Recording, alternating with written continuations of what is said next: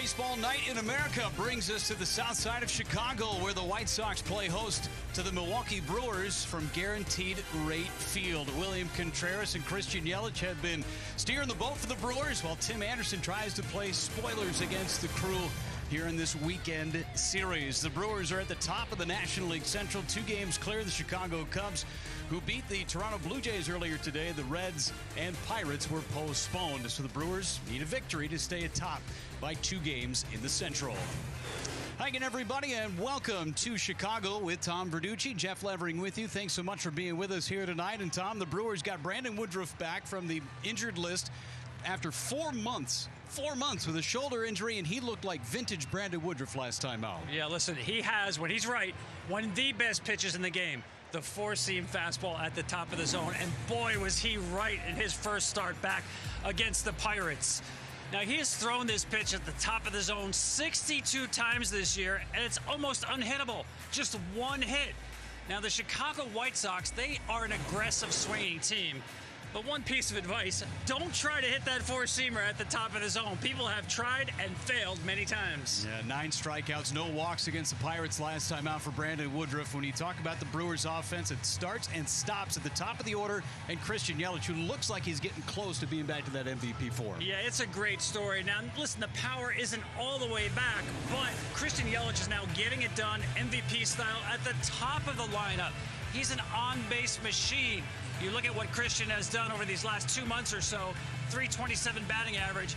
Listen, the Brewers love to play close, low-scoring games, so his ability to get on base is what jumpstarts this offense. Power, speed, everything going right for Christian Yelich as the Brewers try and win 3 consecutive ball games. They played 3 straight extra inning ball games. Hopefully they play in regulation today. It's Yelich and Adames for the Brewers against Tim Anderson and the Chicago White Sox trying to play spoiler.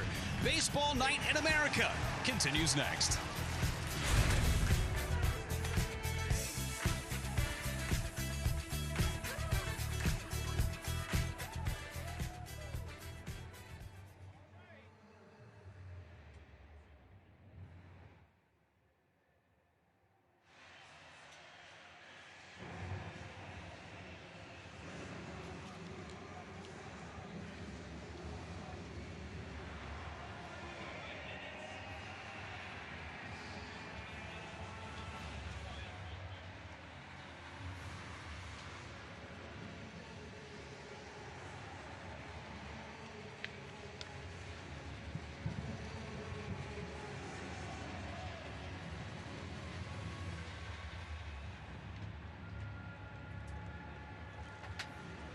All right, we're back. Hi.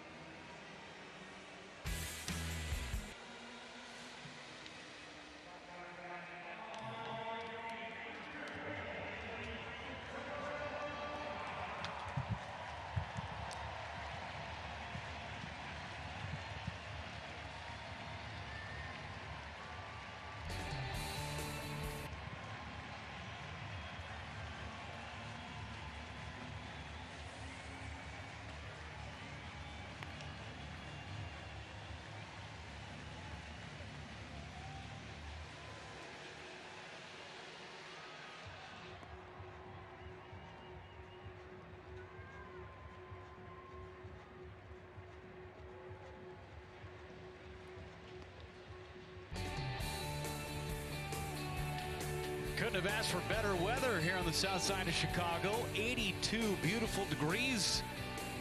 Just very little breeze blowing in from center field. Brewers trying to take the first 2 games in this series. Take a look at the starting lineup for Craig Counsell and his Milwaukee Brewers. The first 2 guys in the lineup, those are the ones you got to focus on. Christian Yelich, William Contreras, newcomer Carlos Santana in the number 3 spot, with the rookie Sal Frelick hitting 4th. Willie Adames, Mark Canha, Andrew Monasterio, Bryce Terang, and Tyrone Taylor finishes out the starting 9. As they get right-hander, Jesse Schultens, who's inserted into the starting rotation, Tom, and he's really taken the role by storm. Great opportunity for Jesse, 29-year-old rookie. He's more than earned this opportunity. He's the guy who's going to come at you with strikes. Not extreme velocity, but for a Brewers team that loves to drive up a pitch count, I think you've got to be ready to pull the trigger early. 69% first pitch strikes. He likes to take advantage of counts early on. You see the pitch mix there. Four-seam fastball, as I mentioned, about average velo, 93, but he's going to be on the corners of the plate with it. Yeah, just 14 walks in 50 innings of work so far for Schultens as he gets Christian Yelich to start this ball game. And true to your word, right on the corner for strike one. Yeah, there's one thing about pouring in first pitch strikes. There's another thing to locate it. The Brewers won game number 1 last night of the series, 7-6 in extra innings. Yelich got on base 3 times, a base hit, a couple of walks. And utilizing his speed, he's got 24 stolen bases to go along with his 16 homers.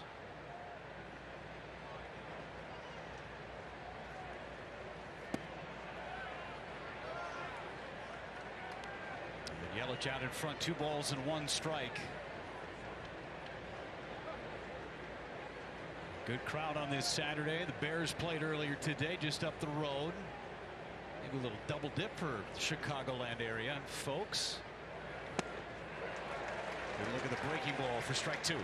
Somebody in this town once said famously, let's play 2. Not sure that's what Ernie had in mind, but what a gorgeous day in Chicago. Couldn't ask for anything better.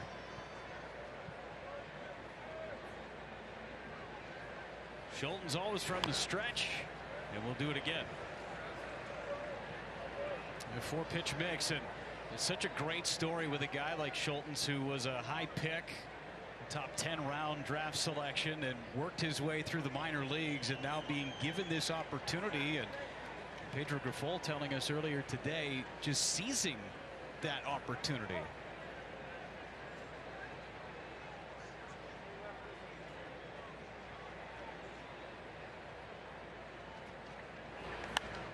Yelich drives one foul. 6 innings in his last 2 starts here in the month of August.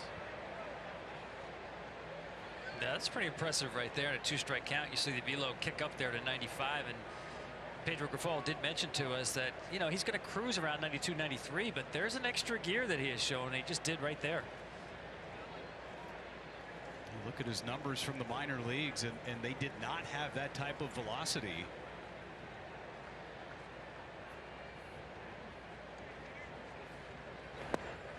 He strikes out Yelich to start the ball game. Good bite on that breaking ball from Schultens. And yeah, it was interesting. We were asking Craig Counsell about a scouting report here, and you see here the bite on this slider. This is premier stuff. Fastballs on the edges, and look at the late break underneath the barrel right here.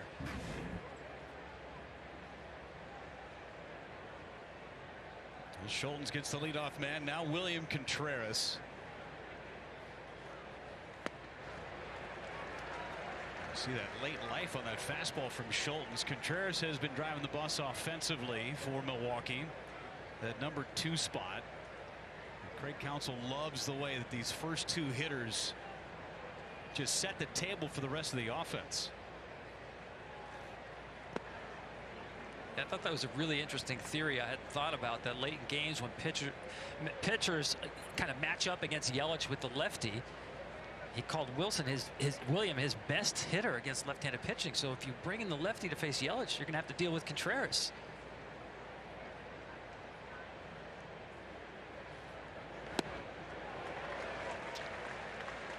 The Brewers having a tough time picking up that breaking ball out of the hands of Schultens here in the first. That's the one pitch Contreras is vulnerable against. You see when he hits, he loves to open up that front side early. So the slider spinning away from him, it's tough for his barrel to get to it. Check swing, appeal, he went. Back-to-back Ks for Schultens. That's a nice job by Grandal and Schultens to stick with this, knowing that Contreras really was kind of fooled on the previous slider. Go back to the same spot, get the chase swing.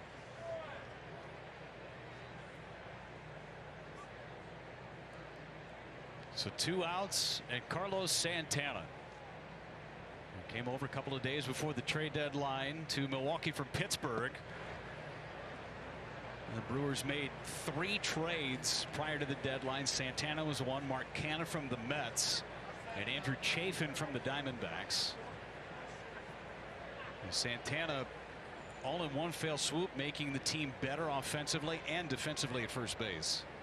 Yeah, he's as aggressive a thrower at first base as I've seen. He loves to throw across the diamond to second base to get lead runners. Of course, he was a catcher back in the day, so we know he's got a good arm. How about that story when he was coming up in the Dodgers organization? He was blocked at catcher by Kenley Jansen. Jansen, of course, potential future Hall of Famer on the mound. Santana ended up moving to third base. The rest, as they say, is history. I think it's all worked out for both parties. Well, Santana hasn't gotten hot yet in the Milwaukee uniform, but even when he's not hitting, he's doing this. He's seeing pitches. He's going to make you get the ball over the plate. He's ahead 3-1. Just a 184 average since the trade. He's homered a couple of times.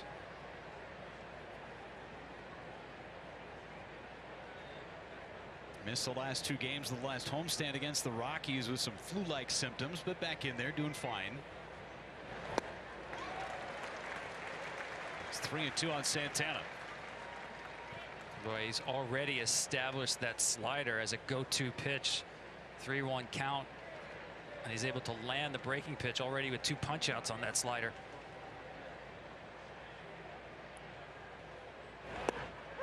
And strike 3 called. Got the low strike from Jansen Visconti. And Schulten strikes out the side in the first. Yelich, Contreras, and Santana. Brandon Woodruff takes the mound when we come back.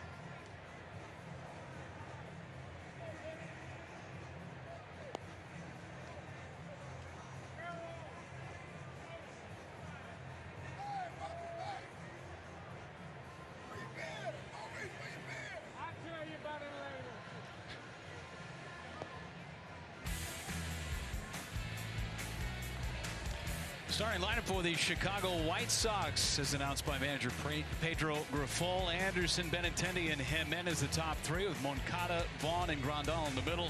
Sheets, Colas, and the veteran Elvis Andrus in the number 9 spot. They didn't get to contend with Brandon Woodruff tonight, Tom. Last start, outstanding. 9 punch-outs, no walks against the Pirates. Yeah, we've already talked about the 4-seam fastball at the top of the zone. But he's got a lot more than that. The sinker, he's allowed only 1 hit on that this year. Changeup has been excellent, especially last season. And the slider can be a put-away pitch for him. Anderson taking a rip at that first pitch. This is as aggressive an offense as you will find. That is perfect for Brandon Woodruff and what he wants to do. Absolutely. And he's not normally a ground ball pitcher, but this White Sox team hits the ball on the ground more than any team in baseball. Swing and a miss to make it 0-2. Nothing wrong with the velocity right out of the chute for Woodruff. That one at 95. Yeah, that's where he wants it. And with 2 strikes, you'll see him go a little higher, right above the top edge of the strike zone.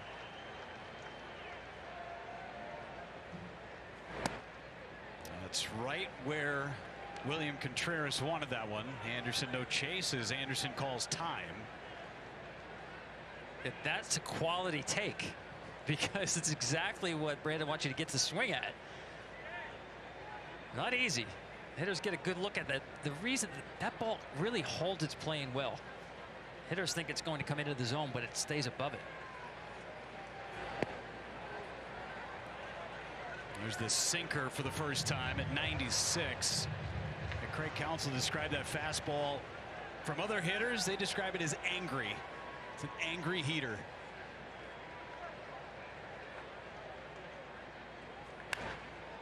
Anderson fights it off.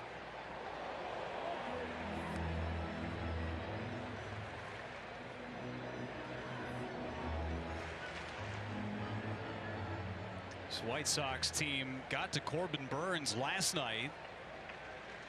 Tagged him for 5 runs. Swing and a miss. There's the high heater, and Woodruff strikes out the first batter he faces.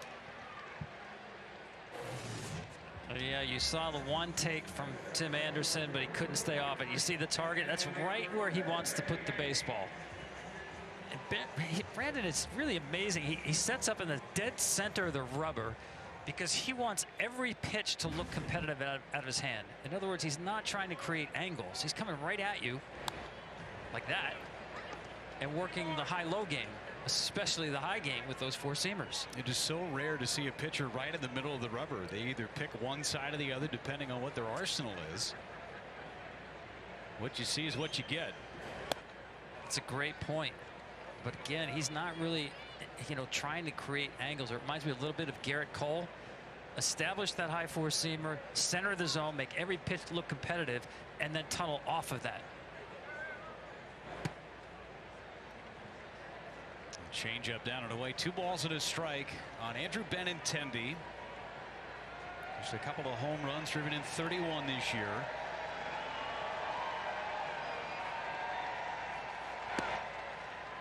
Comes back for a strike. The changeup is such a critical pitch for Brandon Woodruff, and again, he missed 4 months. The feel might be a little bit slower on the uptake. Yeah, Benintendi not expecting to see that changeup in the inside part of the plate. Line drive caught by Willy Adames at short. First out that hasn't been a strikeout in the game. A ball in play. He was ready. I saw it. Take a look at the Brewers defense. Left to right in the outfield, Yelich, Frelick, and Tyrone Taylor. Around the infield, not your household names when you look at the Brewers traditionally, but it's Monasterio, Adames, Terang, and Santana third to first, and Contreras does the catching. Eloy Jimenez, 3 hits last night, including a homer.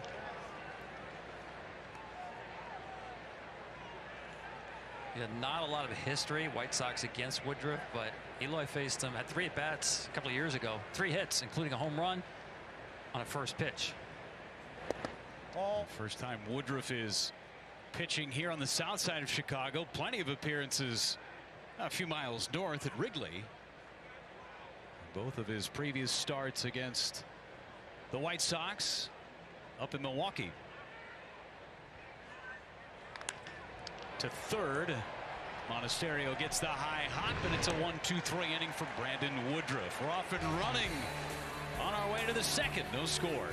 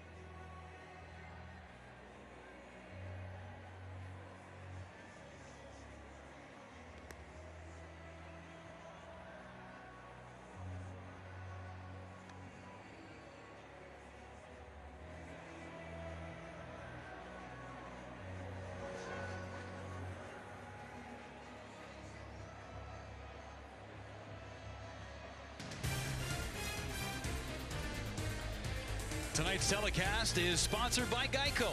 See how easy it is to bundle all your insurance needs. Guaranteed Rate Field, south side of Chicago. No score as we head to the top half of inning number 2. Brandon Woodruff, just 14 pitches in that first inning. Punch out, line out, ground out. Sal Frelick, talented rookie for the Brewers. Loves playing on baseball night in America. Yeah, I was there for that debut game, which I guess we can call the Sal Frelick game. Oh, yeah. He owned it. Lines went into shallow left.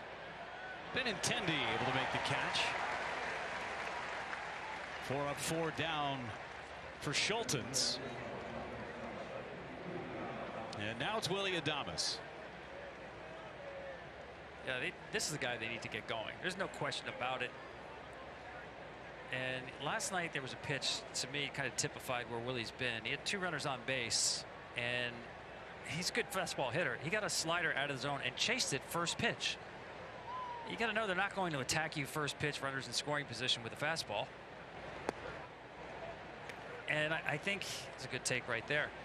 When I looked at his numbers this year on first pitches, he's hitting .216. So it's mostly about swing decisions when you see a guy who's really a real good hitter not playing up to his norm. Takes that one down and away to make it 2-0. Since the All-Star break, Adames with just a .533 OPS. This is a guy who hit 31 homers last year from the shortstop position. Drove in nearly 100 runs. This season hitting just .202 entering play today. It's out in the air to right. Sheets for out number 2. Good count leverage, but again, for Willy Adames, you can see the frustration in a pitch that he probably does more damage with in the last year and a half than he's doing in 2023. Absolutely. He knew that. You get a fastball count and you get the fastball middle and got underneath it. Tad Tardy brings up Mark Canha. 2 quick outs for Schultens.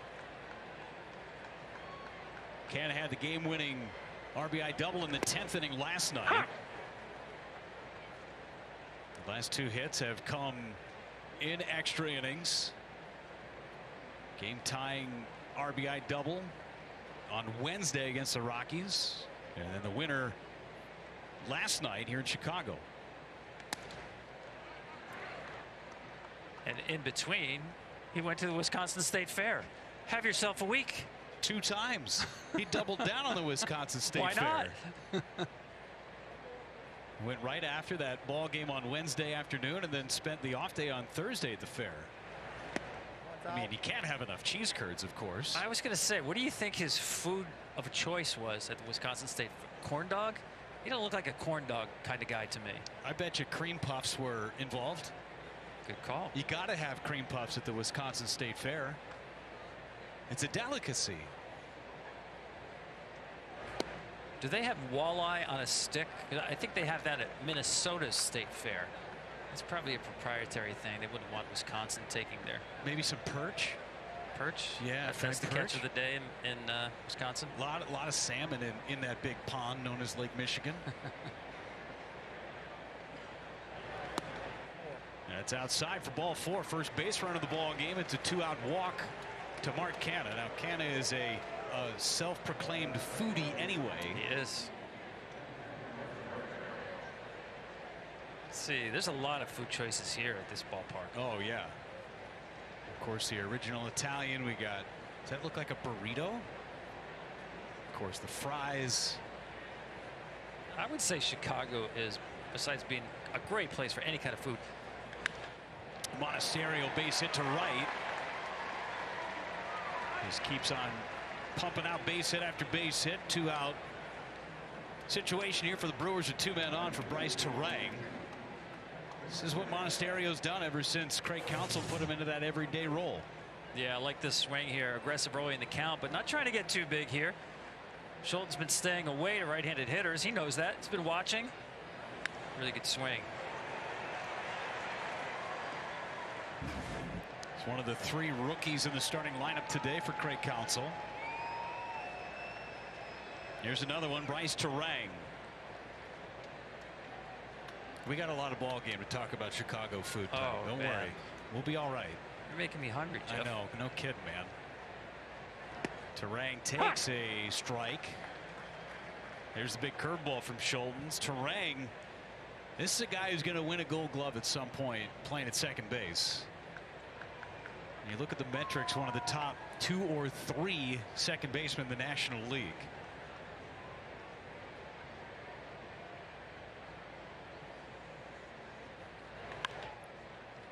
In an 0-2 hole.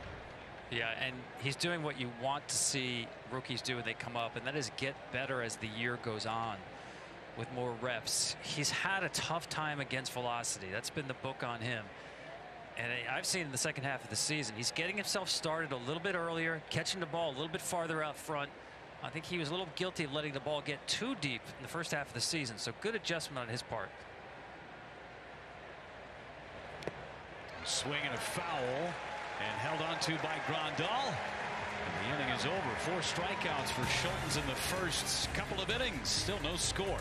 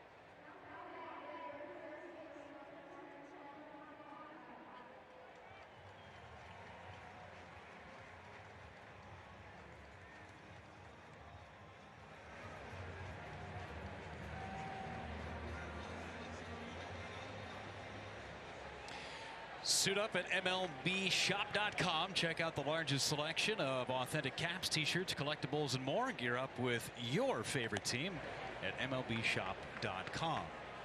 That was real time. It was gone in a flash. I was going to say, man, Chicago's got great museums, great culture, arts, music. It's also like the hot dog capital of the world. You can't go wrong, especially at the ballpark. Chicago style right there. There you go. Don't you dare put ketchup on it. People give you bad looks, cut you off on the road. Moncada in the air, shallow right. Tyrone Taylor secures out number 1 here in the second inning. Brandon Woodruff able to get through that first with just 14 pitches. Andrew Vaughn coming up. Got the keys to first base after Jose Abreu left town to go to Houston. 15 homers. He's been swinging the bat a lot better here the last dozen games or so.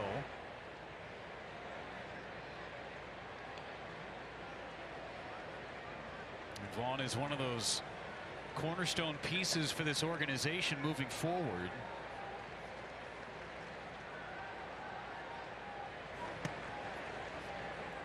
Two 2-0 on Vaughn. Yeah, I really liked what Brandon did in his warm-ups before this inning.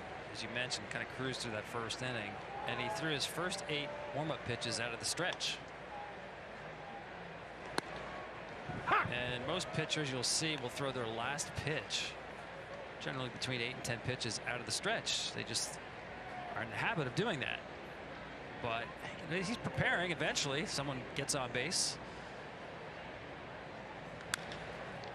To short, Adames for out number 2. And it always reminds me, Jeff, of something Greg Maddux told me, because he used to, in his bullpen sessions, throw the majority of his pitches out of the stretch. And I asked him why he did that, and he said, think about it. When do you have to throw the most important pitches of the game? With runners on base. You look at some starters now, they won't even pitch out of the windup now, whether there's runners on base or not. Just straight out of the stretch, get comfortable, guy gets on, no big deal. You're not changing anything. Yeah, I think you do that when you have difficulty going back and forth, or if you're giving away your pitches, or you have a tell in your delivery. Simplify it. But I like the way Brandon does it. If you can do it the way he does, old school if you will, kind of the 3-part delivery, the hands don't come over the head, but he'll start square, gather, and go. I just think it's a more athletic delivery. You can get more deception. You're covering the ball with your body more. Grandal into left, and another 1-2-3 inning on just 10 pitches for Brandon Woodruff.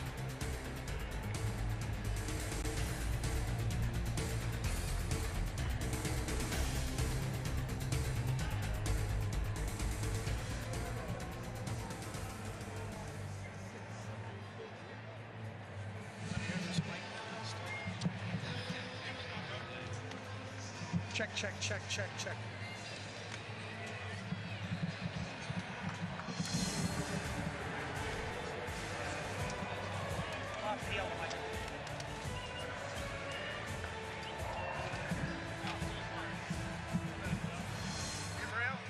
Adrian, yeah. How's it going? Good. How you doing? Doing well. No, you're Come this way. I gotta put this on your back.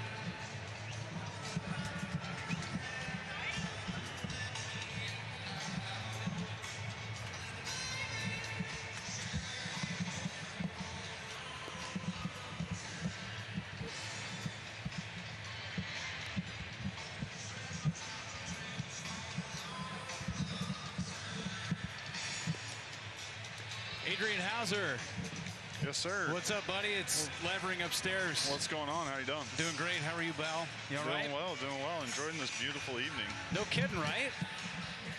High third.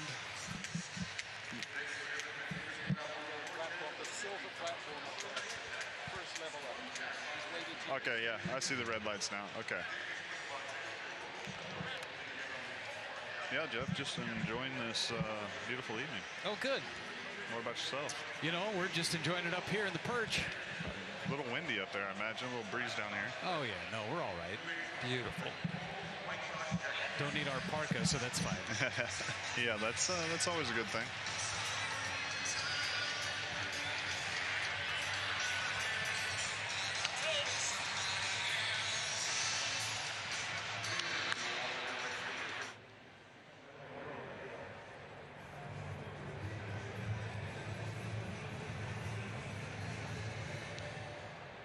No score, top half of inning number 3 from Guaranteed Rate Field.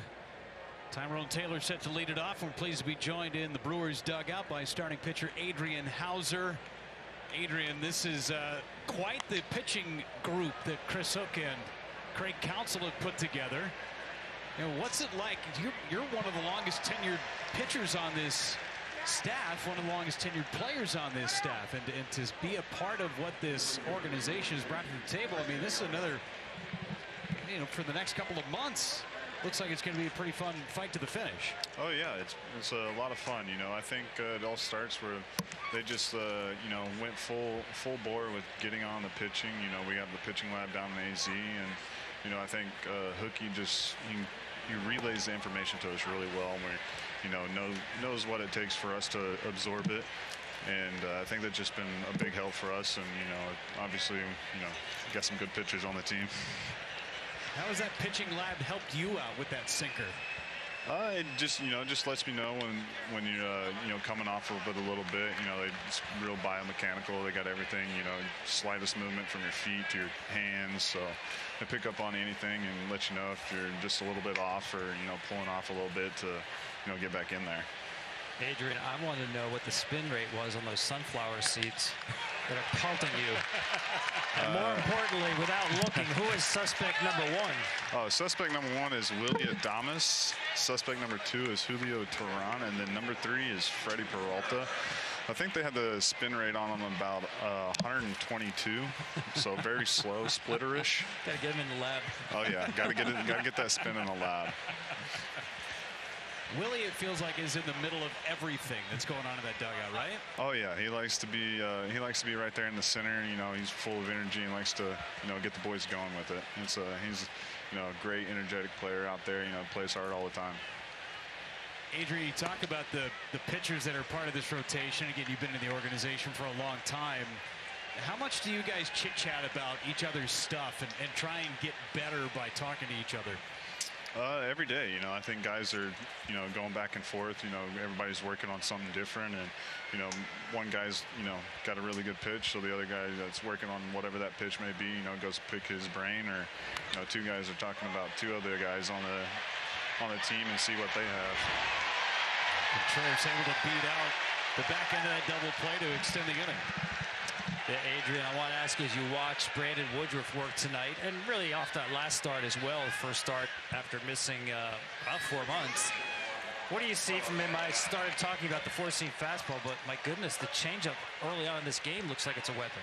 Oh yeah, you know, if you've watched Big Woo as much as I have, you know, over the last couple of years, his changeup's really come along. It's been a really good pitch for him. He's, you know, I think he's using it to both right and lefty hitters, and he's really established it to the lefties. He, you know, plays it well, compares it well with his changeup, so he gets good separation with it.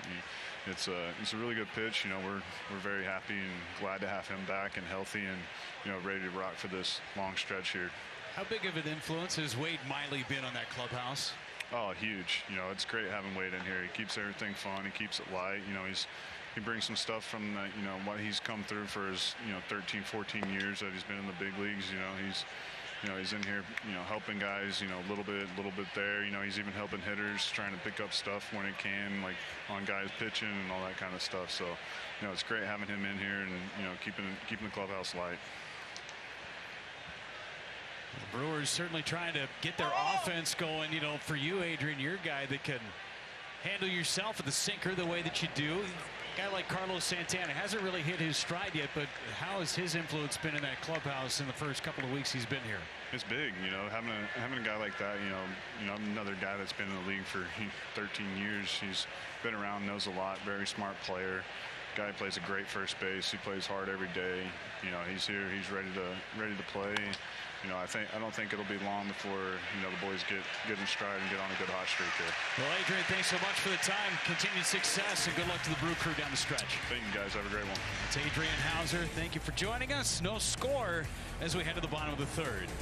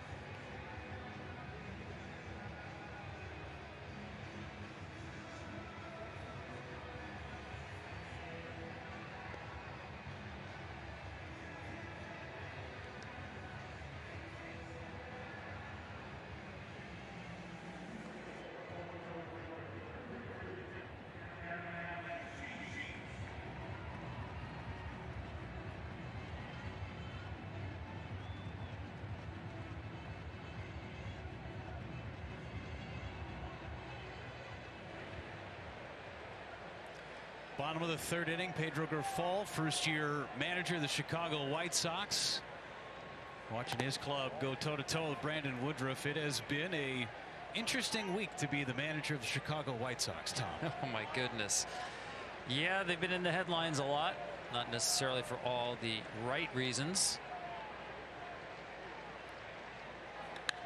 Sheets rips one towards right, and a diving attempt not to be for Tyrone Taylor. Sheets has the first hit of the game for Chicago, a bullet for a double to lead off this third inning. And Taylor hit the ground really hard and really didn't come close to the ball. See Woodruff trying to get inside with the heater. Nice job by Sheets turning on it, but watch Taylor really not get that close to it. That's going to give the extra base to Sheets. You really don't want to leave your feet unless you either catch it or at least keep it in front of you to guard against that extra 90 feet. Colas comes up empty for strike one.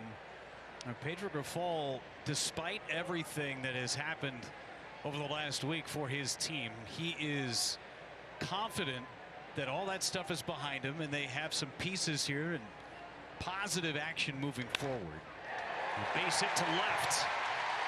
Yelich has it. They'll hold Sheets at third. It's first and third for Chicago. Yeah, that's a good example. Colas taking the ball the other way. Yeah, I like what Pedro had said about the game last night. They had really good plate appearances last night against Corbin Burns. That's another good swing right there, and the sinker working away from him. Shoots it through the left side. They just didn't finish off the game, and that's what Pedro was saying. You need to learn how to win those kind of games. And that's why the White Sox are 15-19 in games decided by one run. Much like the Brewers, they play a ton of close games. This one grounded to the right side off the glove of Santana to Terang, and they'll get a 3-4-3 ground out, but the White Sox get a run out of it to take the lead. A pretty good play by Santana to get a glove on it. Yeah, I like the adjustment by the bottom of the Chicago lineup, knowing that Woodruff has been in the strike zone. Aggressive swings early in the count.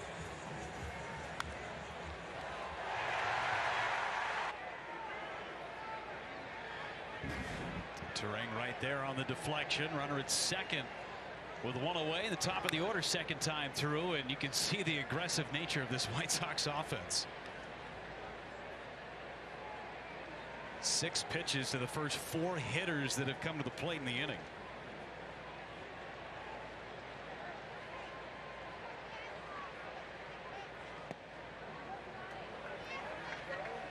That's a good job. Brandon Woodruff, you have to take advantage of that. You don't have to fill up the zone early in the count. See if you can get the chase swings out of the zone and take advantage of their aggressiveness instead of playing into it.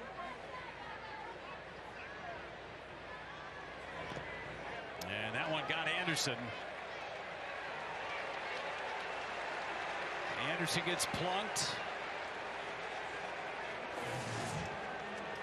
And it just looked like another two-seamer ran in just too much. Like it got him on the back elbow. Anderson makes his way to first base.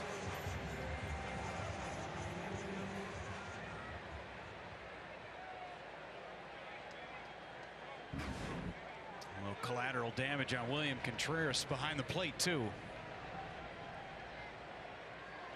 The second time in the last week that he's taken one up around the hands, elbow area.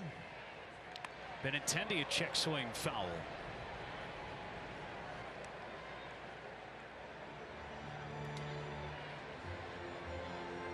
Lined out to the shortstop. First time up for Benintendi.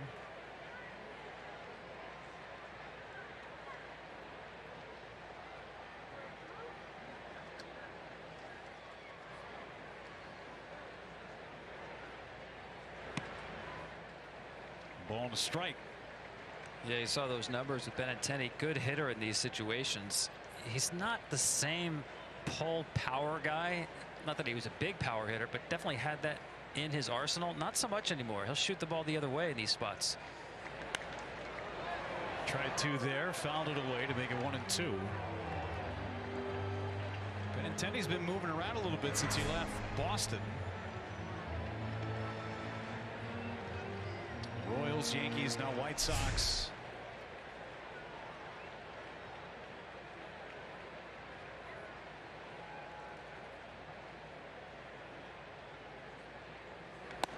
Got him. High fastball, just the second strikeout for Woodruff. So far, all of his swings and misses for Brandon Woodruff have been top rail of the zone with the heater. A little extra gear on that one at 97.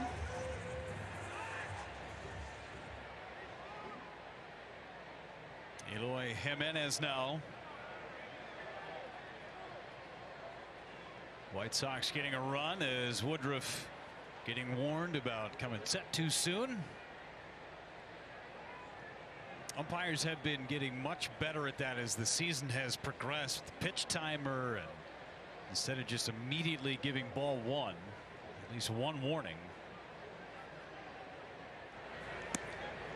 Good pitch for strike 1.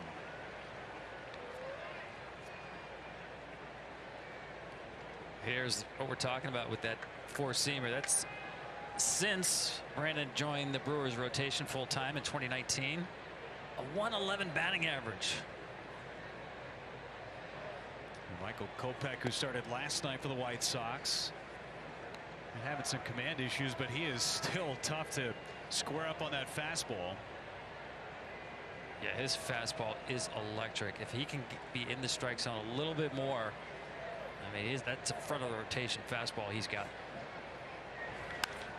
Jimenez to center field. Frelick puts it away for the final out of the inning. White Sox crack the score column first. It's 1-0 as we head to the 4th.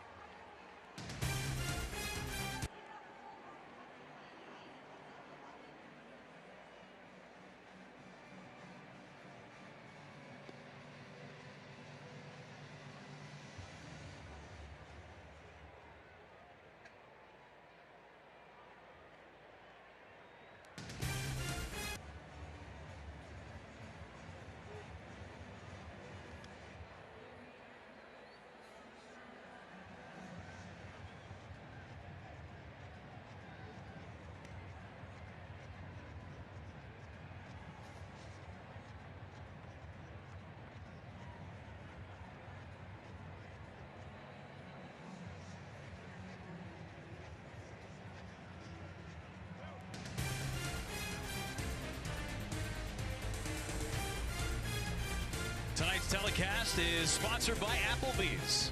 Help us crush childhood cancer. Making your way down the river in downtown Chicago, not too far from the south side where we are right now. White Sox Brewers 1-0. Pale Hose is Sal Frelick set to lead it off for Milwaukee.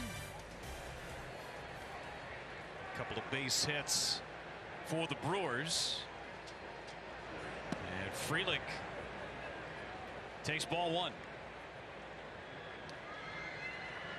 Been pretty good on these games on National Fox. 5 out of 6. He got out for Adam Amin just one time, though. Maybe I'm bad luck. He's 0 for 1 today. Does he have a nickname yet? I mean, how can we can go with prime time, Sal. Ooh, I like that. But come on, Brewers fans. I need something good. He needs a good nickname.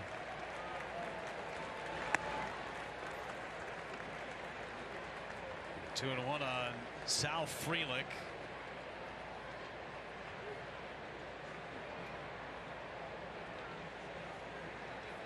Just an on-base machine since he has joined the everyday lineup. Not this time, though. Ground out back to Schultens. Frelick 0 for 2.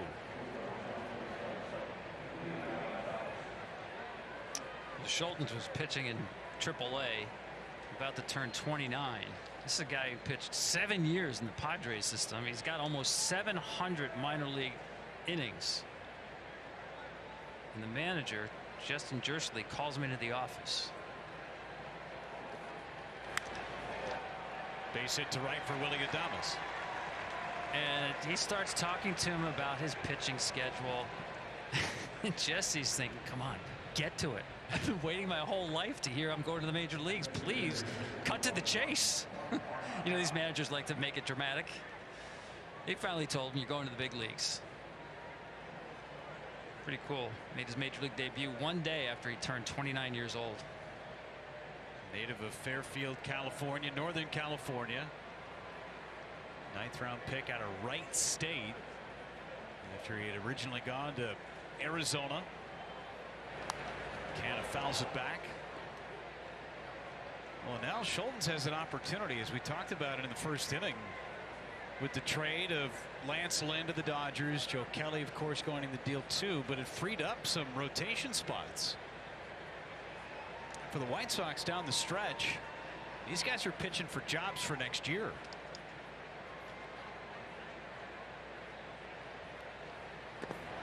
By the way, you mentioned Wright State.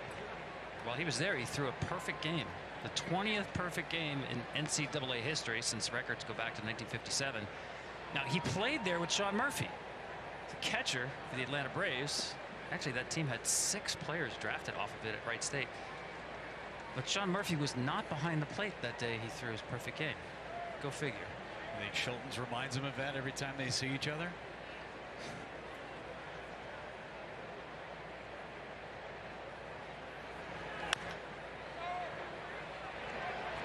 Anderson's going to get the out at first.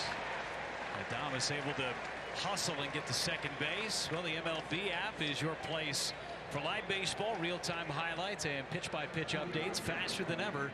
Get personalized highlight reels based on players you follow every day. Download the MLB app right now, if you don't have it already. Yeah, why don't you? By the way, shout out to his catcher Jason DeFevers, who was behind the plate that day, because he had to throw 6 guys out at first base. That's how nasty his strikeouts were. You know, the ball gets away from the catcher, you got to get the out at first base. 6 of them. 6 2-3 putouts on that strikeout. I've never heard of that many, but good indication. Must have had that slider working that day. Sliders biting tonight against the Brewers, plus a little extra giddy up on the fastball. There's that slider, but ball 1.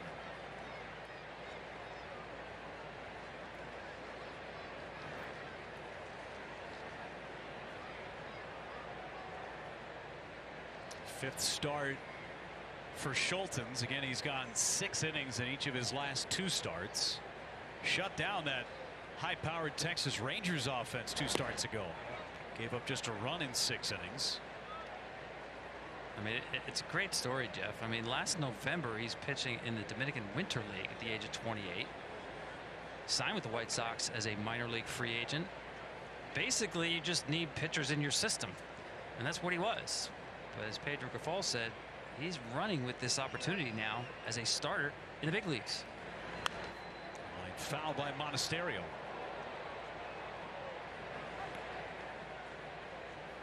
The guy he's facing right now in a very similar vein. Andrew Monasterio, career minor league guy.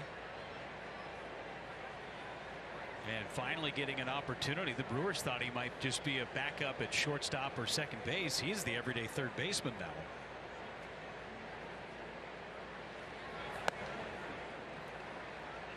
Yeah, I like his approach at the plate. To me, he seems very well balanced. He never gets outside of his swing, never gets too big.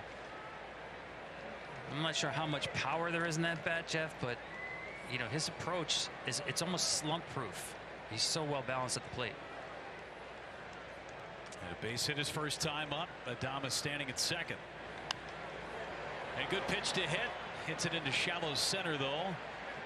Andrews is there, makes the catch, and the inning is over. Brewers had another man in scoring position. Couldn't drive him in.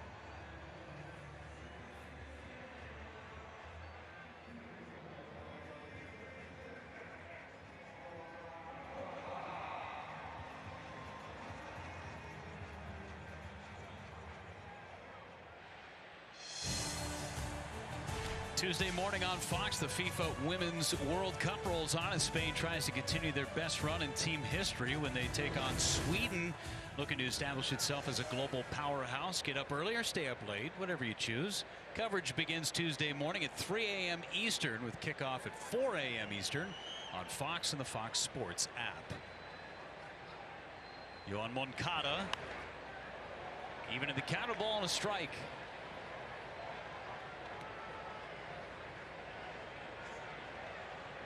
Moncada fly to right his first time up.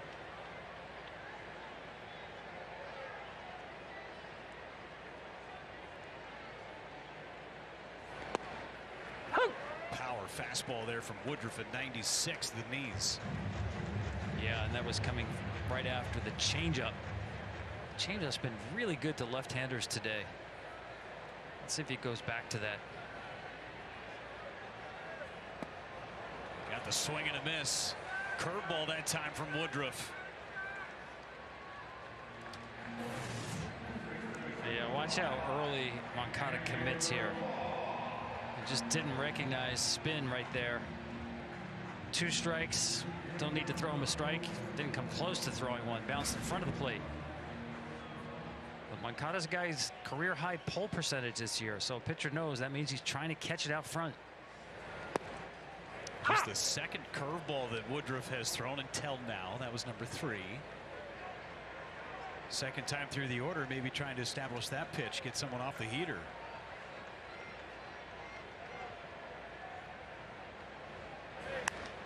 Vaughn down the right field line, foul. 2 quick strikes on Andrew Vaughn.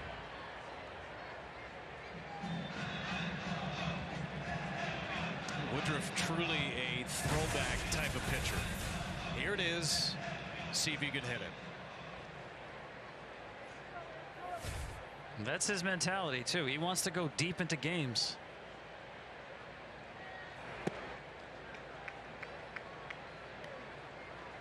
Again, just his second start since coming off the injured list. Had missed 4 months because of a subscap injury in his shoulder. Through 85 pitches his last turn. Vaughn into left center. Yelich got a good jump on it for out number 2.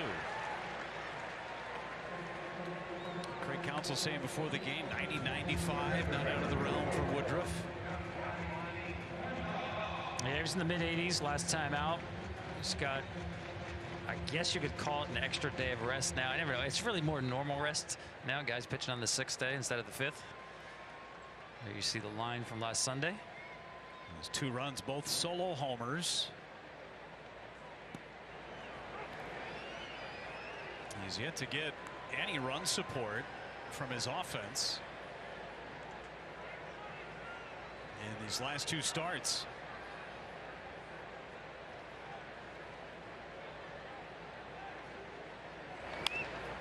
On the ground to second base, Terang. A 1-2-3 inning. Another 10-pitch frame for Brandon Woodruff.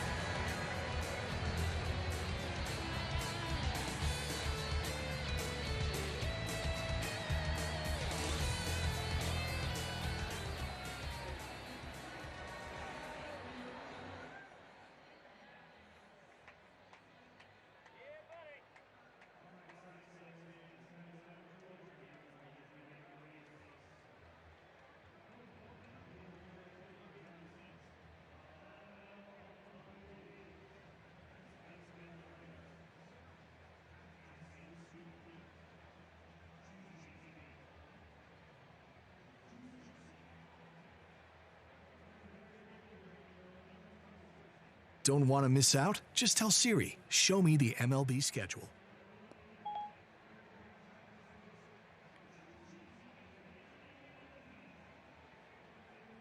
Don't want to miss out? Just tell Siri, show me the MLB schedule.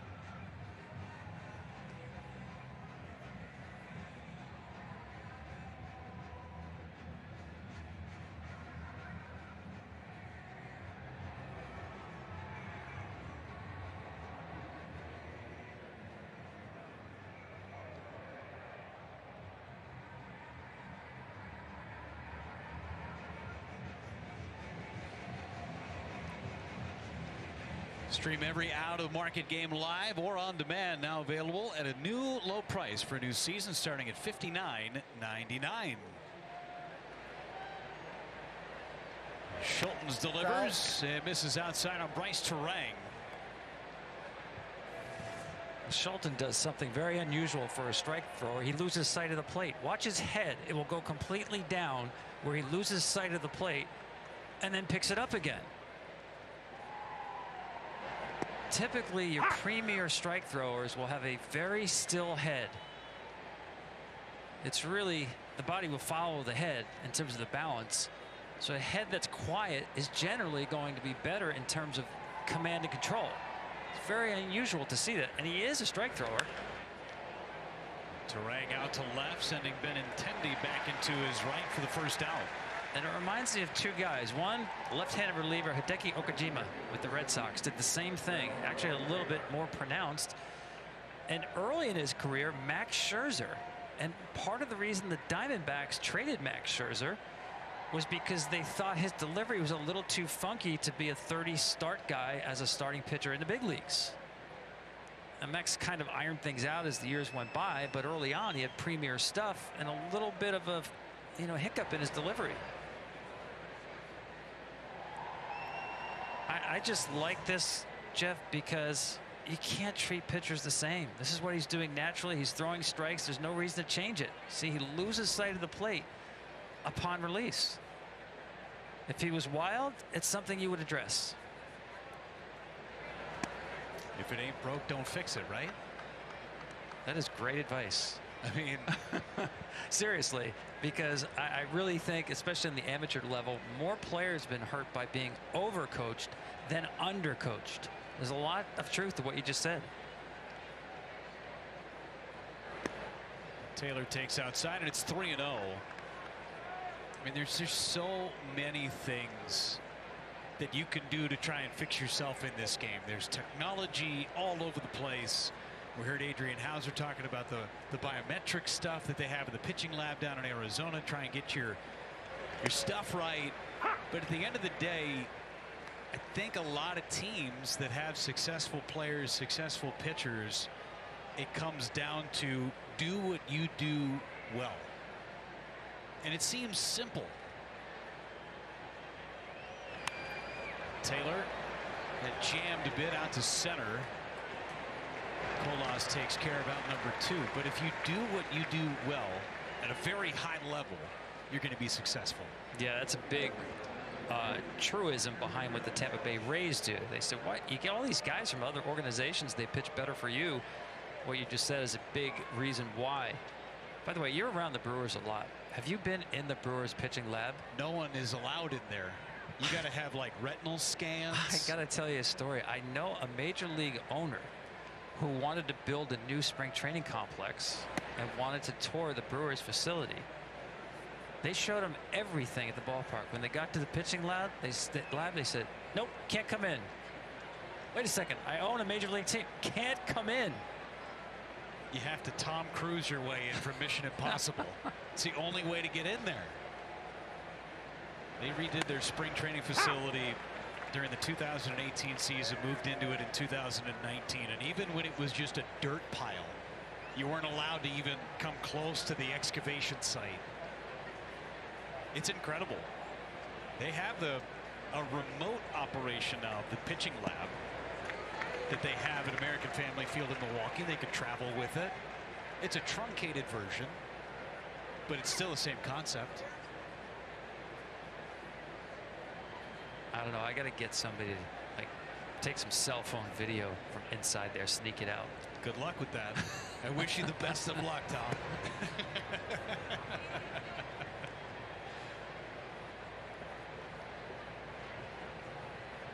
Christian Yelich trying to get on and extend this inning against Schultens. There's Chris Hook and Walker McKinven, two of the mad scientists of this Brewers pitching staff. Jim Henderson's a big part of it as well, former big league closer. He's the bullpen coach for Milwaukee. Now, this is a big pitch coming up here for Schultens. Third time around the lineup, 3-2 count, base is empty. Let's see if he goes to the slider. That's been his best pitch today. A curveball. Struck out Yelich on the slider back in the first inning. And he got away with that curveball.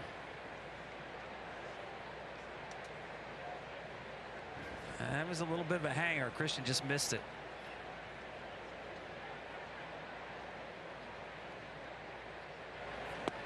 Struck him out. There's that slider.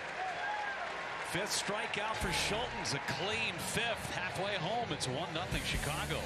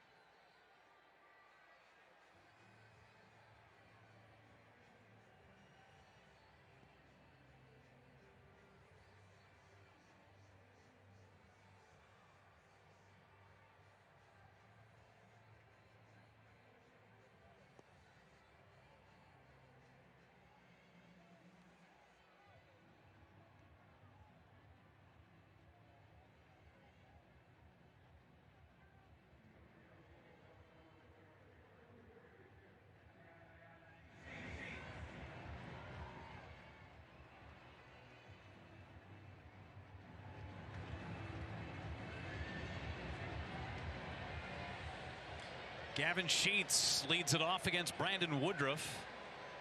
Doubled and scored the only run of the ball game. That was back in the third.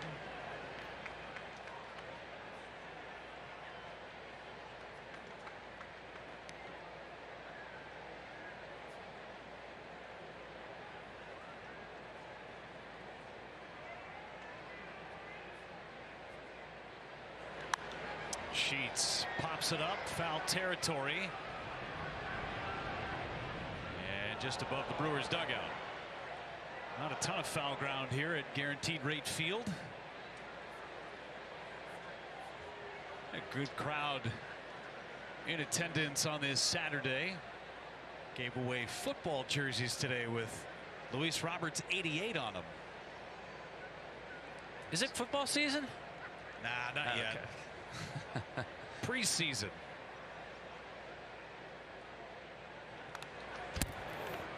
Some of the White Sox players were taking batting practice and getting loose in the giveaway jerseys.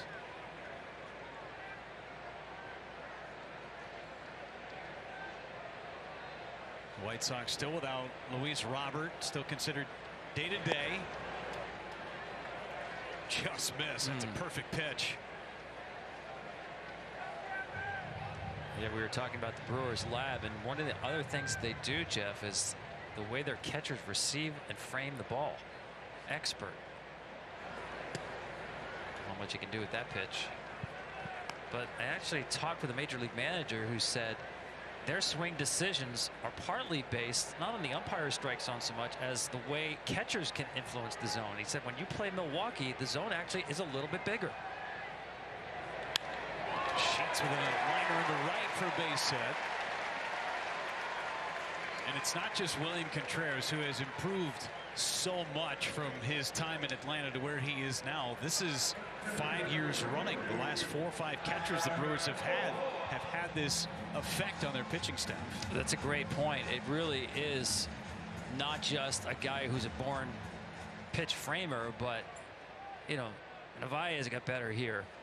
Yasmani Grandal got better here. Check swing bouncer, and Adames has it, flips it. Terang, that's one to first, not in time. Wow, that had the makings of something brilliant with the middle infield there for Milwaukee. Yeah, that was sweet. And it's very easy for this flip to get away right here. Adames has it on target here. The barehanded turn by Terang almost got Colas. Fun having 2 shortstops playing middle infield. Terang and Willy Adames, as good as it gets up the middle in Major League Baseball. Now back in the day, that was a dangerous play for the second baseman. With your back turned towards someone the size of Sheets coming at you at second base. And now we, for the better of the game, keep the players healthy with some governors on sliding to second. That's a great point. Back turn to a runner at second base. That's a target for some. There were a lot of shortstops that great shortstops did not want to go to that side of the field for that reason. Derek Jeter was one. When the Yankees shifted, he never went to the right side. Runner goes, a high chopper on the mound. Woodruff has it and throws out Elvis Andrus. That's the second time in 2 games Pedro Grifol has put a hit and run on with Andrews at the plate.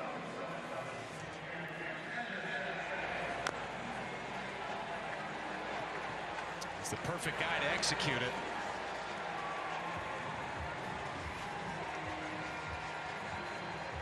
Two-out RBI opportunity for Tim Anderson. He is struck out and been hit by a pitch.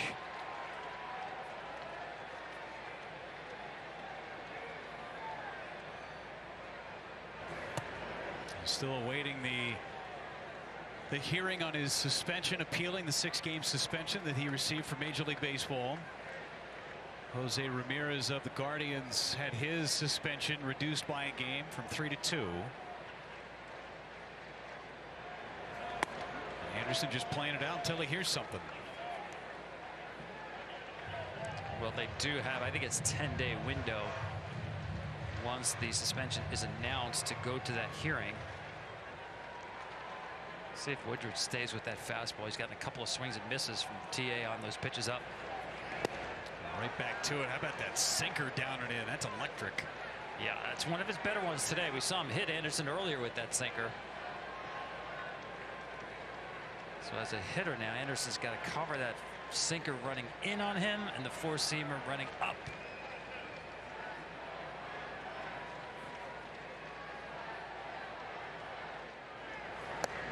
Didn't chase the high fastball.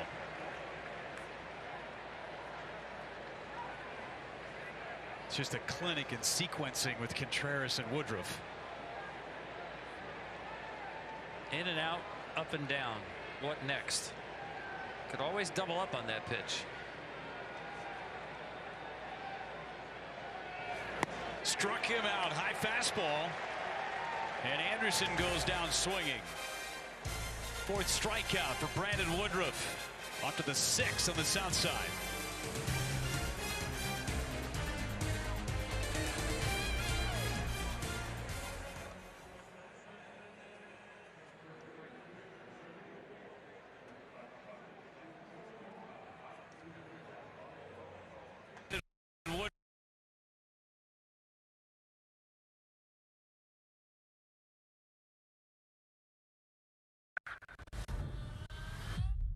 She's coming. To defeat our enemy. I could use the help. It's now or never. Once a rebel, always a rebel. Get ready. Ready. Ready.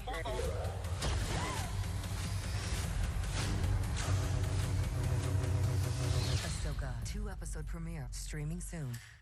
He didn't go to college. I never asked for a raise. He didn't wear fancy shoes. I never took out a mortgage. His friends didn't belong to a country club. And his parents didn't have a will. So he worked hard and invested wisely, not in stocks or bonds, but in others.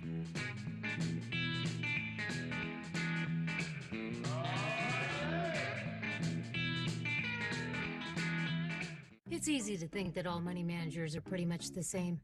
But at Fisher Investments, we're clearly different. Different how? You sell high commission investment products, right? Nope, Fisher avoids them.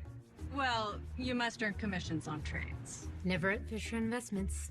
Okay, then you probably sneak in some hidden and layered fees. No, we structure our fees so we do better when clients do better. That might be why most of our clients come from other money managers. At Fisher Investments, we're clearly different. NexGuard Chews are vet-recommended flea and tick protection. Your vet trusts them for her patients and her own dog because she knows that they're #1 dog preferred. Use with caution in dogs with a history of seizures or neurologic disorders. Ask your vet about NexGuard Chews. Narrow is no good. That's why I wear new wide-fit, hands-free Skechers slip-ins. You just step in and go with no bending down. They even go on easy sitting because wider is better. Even I could have made that. Try new wide-fit Skechers slip-ins.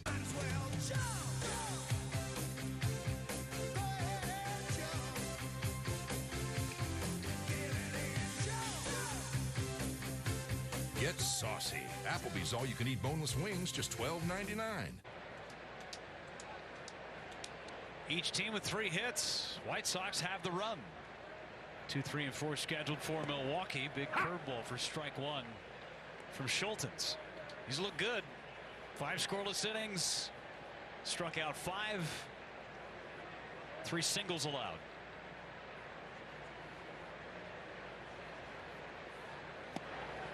That slider's been deadly. So if this game were a movie, the name at the top of the marquee as we started was Brandon Woodruff, right? And that 4-seam fastball. Well, Schultens put his name at the top of the marquee because he has more swings and misses on his slider than Woodruff has on his 4-seamer. It's 12 times they've tried to hit that slider and they've missed it 8 times. And most of them have wound up out of the strike zone, but I think that's an indication of how good and how late of a break that slider is.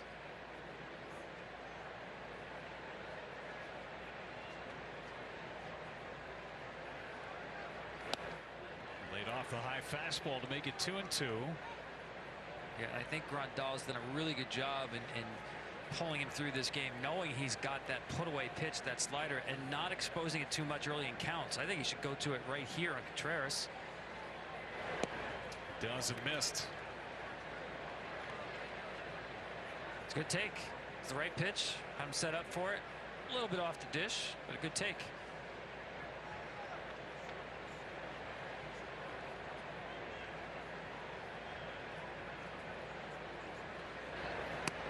That's ball 4. First time in the game the Brewers have had the leadoff batter of an inning reach. And just the second walk for Schultz. Yeah, I wasn't in love with that pitch. The curveball at 3-2, leading off the inning, 1-run game. He's not had great command on the curveball. It's been a good pitch. Certainly not as good as the slider's been.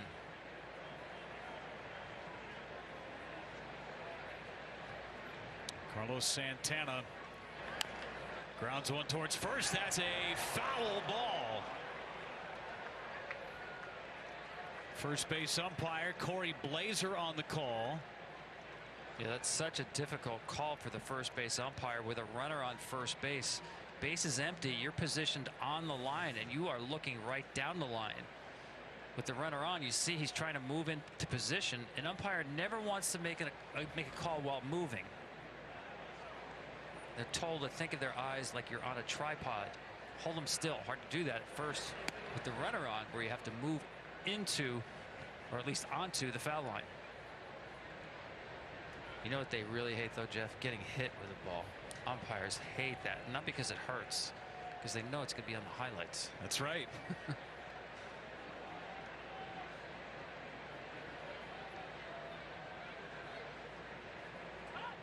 Highlights and video boards in blooper reels across America. But that in particular, Tom, to your point, is not an easy one. You're trying to get into fair territory or into foul territory. Watching the play at first base develop.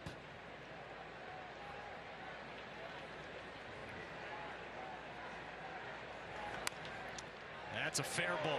Vaughn goes to second, 1 to first. 3-6-3 double play. Perfectly turned with Vaughn and Anderson.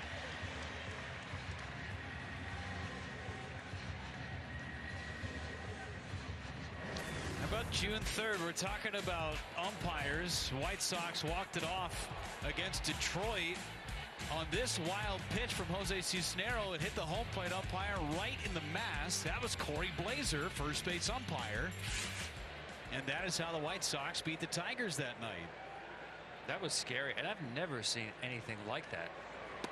Not a walk-off situation. And it must have felt sort of awkward to celebrate. He won the game, but man down. Yeah, umpire's just laying there. As an umpire, you don't want to move your head. You just assume that the catcher's going to get leather on it. He didn't. It cost him a chance to go into extra innings.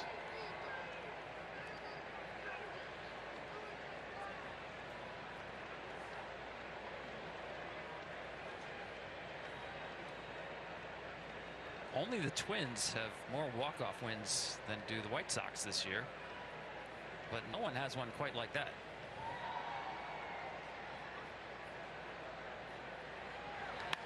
Ground ball left side. Anderson backhand play. Jump throw to first. Not in time. Freeling beats it out. Can't do it any better than Anderson. Just too much speed from the hit collector, Sal Freeling. Yeah. And that's another reason why he reminds me so much of Brett Gardner. When you watch this swing, the low crouch, let the ball get deep, and just shoot the ball the other way. Because if you put it on the ground, and actually especially when it's not hit hard, with those wheels, you got a good chance of being on base. And this is definitely a stolen base situation right here.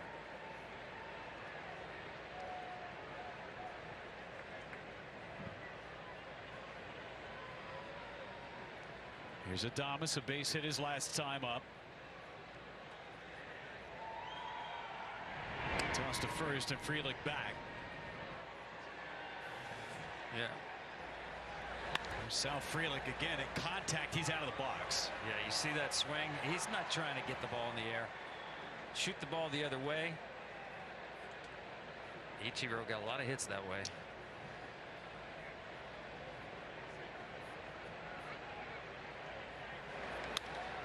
Adames to left. But right there, Benintendi. Adames hit another one hard, but right at the left fielder to end the inning. One base hit, that is all. Bottom of the 6th is on the way. To help Jersey Mike's tell everyone all about Shore Points, we hired magician Justin Willman to spread the word. Adding chips and drinks to your order just got you closer to a free sub. Oh, thanks. Oh, this one's mine. Customer reactions have been mixed. Don't forget this. Oh, good call. Thanks. Ooh. Oh. Maybe we should have just bought a billboard. Download the My Mike's app and magically earn rewards towards free subs with every sub, sip, and chip you purchase. You in my lane, you in my way. You cross that line, it ain't your day. I need my spot. Get out my way. Get out my way. Get out my way. Get out my way. Get out my way. Get out my way. I need my spot. Some light beers taste half empty. Ours is filled with gold. Modelo Oro, the light beer worthy of the name Gold. Forged with over 90 years of brewing experience for a smooth, elevated taste. Because light shouldn't be a sacrifice. Modelo Oro, 90 calories, 3 grams of carbs, and a crisp, clean finish. It's the gold standard of light beer. Cashback is good, but double cashback is even better. Discover matches all the cashback you've earned at the end of your first year, which is cashback at its best.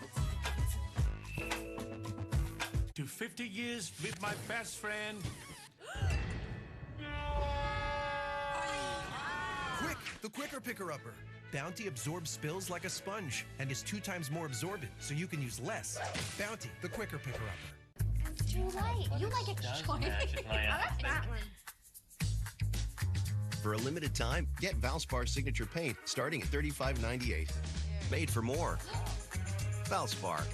Available at Lowe's. Story of the day so far, Jesse Schulten's 6 scoreless innings against the Brewers. Outdueling Brandon Woodruff for the first 5.5. Woodruff, 64 pitches. That is all through 5 complete. Good test here with Benintendi, Jimenez, and Moncada for a 3rd time. Benintendi pops it up. Monasterio with room for out number 1.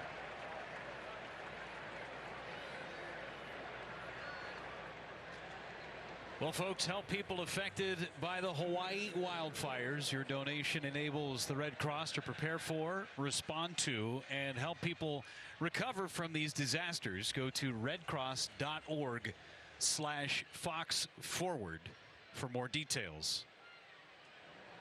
Everybody, their thoughts and prayers to the folks in Maui. Anybody who's been to that paradise knows that it won't ever be the same.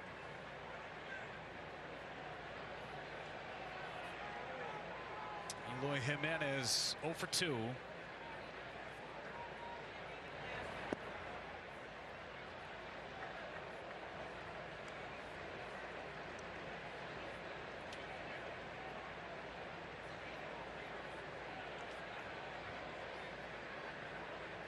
A run on 3 hits for this White Sox offense.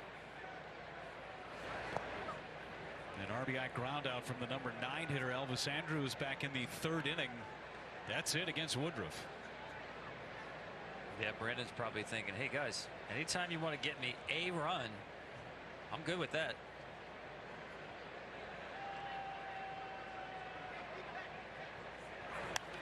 Jimenez fouls it away. Hasn't received a run of support. And again, he missed 4 months, but since April 7th, that was his last start before going on the injured list with that right shoulder issue. The Brewers won that game against the Cardinals 4-0. That was the last time they scored a run for him.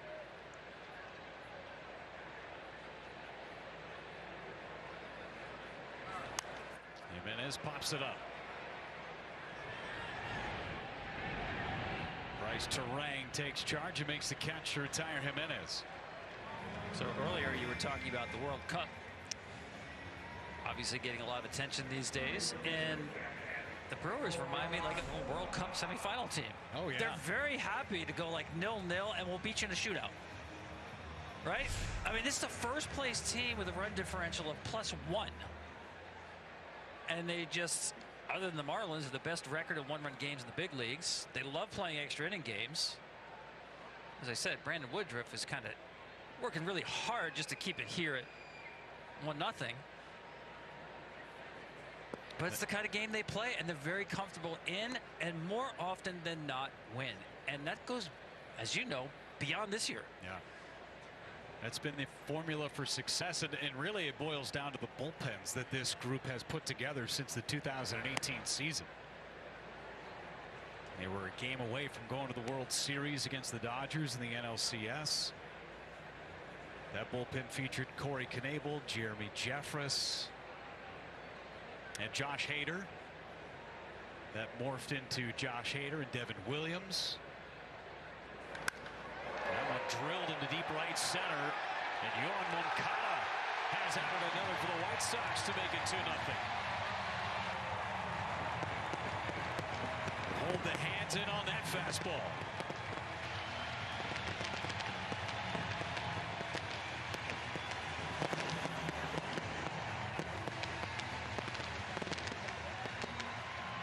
Yeah, that ball was scorched. We started the night talking about that fastball at the top of the zone. When it's down there, much more gettable for a hitter. Looked like he was trying to go away with it, and that's just too much center cut to a good hitter. Moncada, just his 4th home run of the season.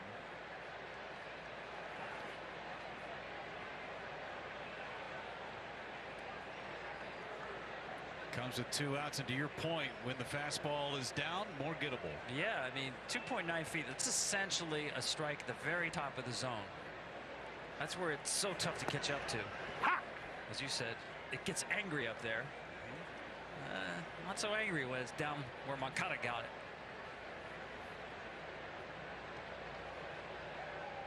Just a solo home run here for Brandon Woodruff. Coming with 2 outs. And for Schultens, getting 2 runs of support. Look at the contact here from Moncada. Yeah, I mean, listen, he got the fastball, looking fastball, but it's more location that produces this result. Vaughn in the air, left side, long run, Yelich for the final out of the inning. Brandon Woodruff gives up the solo homer to Yohan Moncada. It's 2-0 White Sox. End of the 7th inning. White Sox shutting out the Brewers. The Masked Singer premieres September 27th on Fox.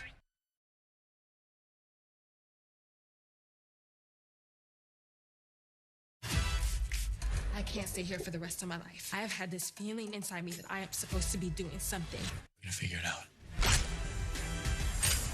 Did they take everything? Got me where my drugs are.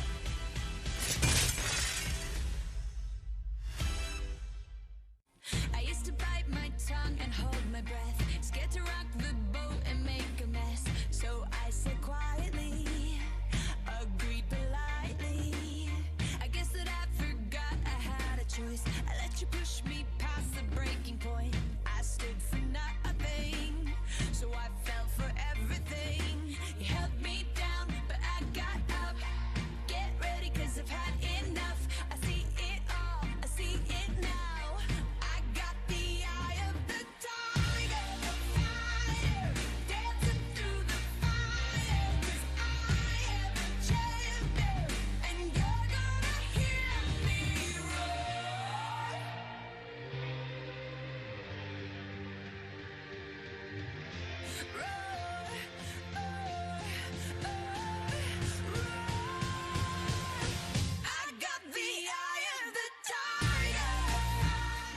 Every 4 years, America takes the first step in a long journey. To select not just the president, but the leader of the free world. This is that first step. The first Republican primary debate from Milwaukee, Wisconsin. America is watching. Thursday, it's baseball night in America on Fox. Pete Alonso leads the Mets against Paul Goldschmidt and the Cardinals. Or Miguel Cabrera and the Tigers take on Jose Ramirez and the Guardians. It's Baseball Night in America, Thursday at 7 Eastern on Fox.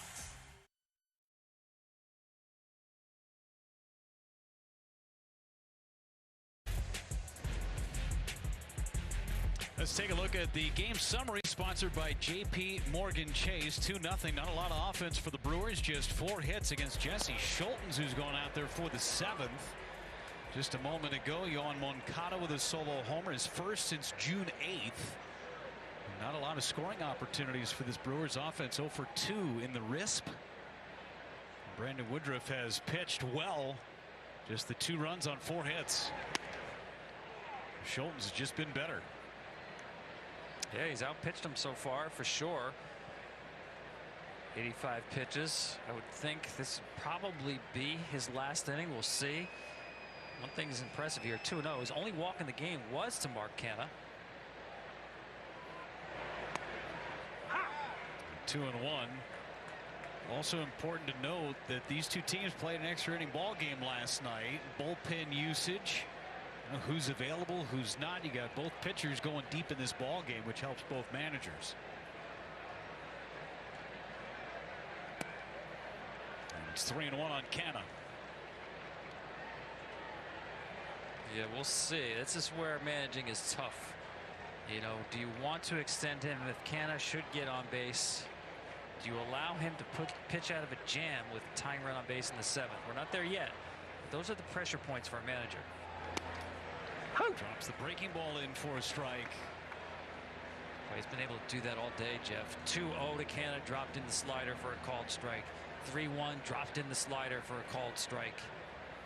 I mean, that's major league pitching right there. Behind on the count, you can throw a breaking ball for a strike and get a called strike. Very impressive.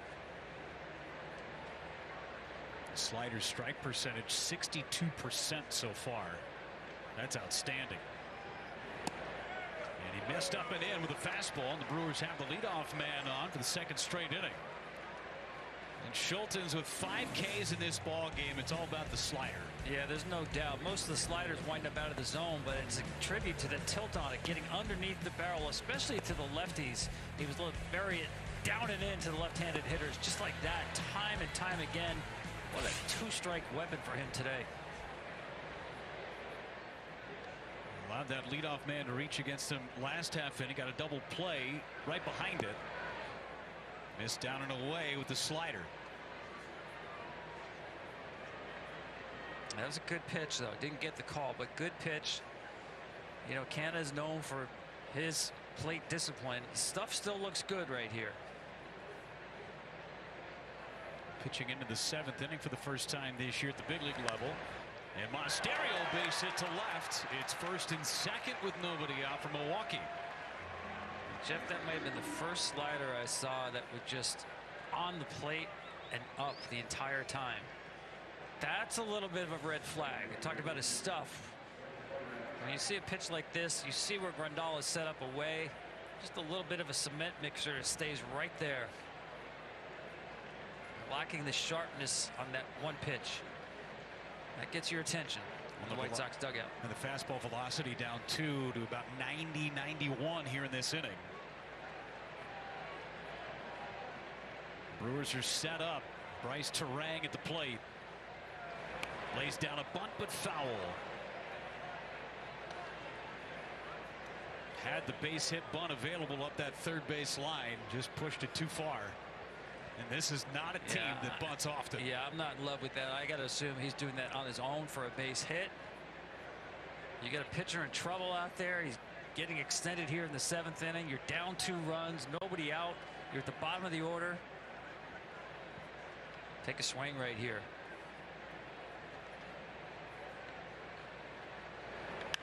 Terang to center field.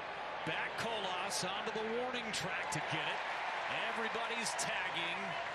Works just like a sacrifice. Second and third, one away for the Brewers.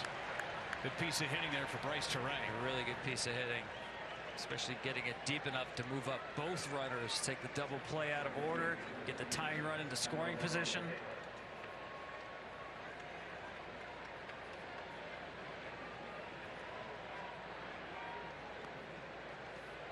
Yeah, this is nervous time. This is a big ask for Schultens to try to get through this jam. I'm seeing a lot of the confidence from Pedro Grifol and the starter out there right now. Taylor, that was another hanger. I've seen a few in this inning. Curveballs and sliders just don't have the same bite. Brewers have done a better job hitting with runners in scoring position in the month of August. They've had a lot of them.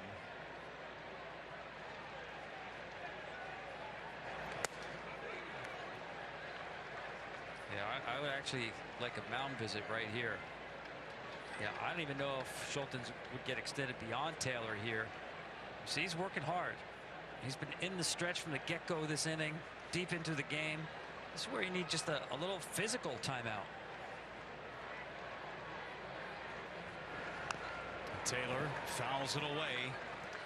That's another breaking ball left up. Got away with it. Taylor's just been a little too antsy on those breaking pitches. Just got to stay back a little bit more on those.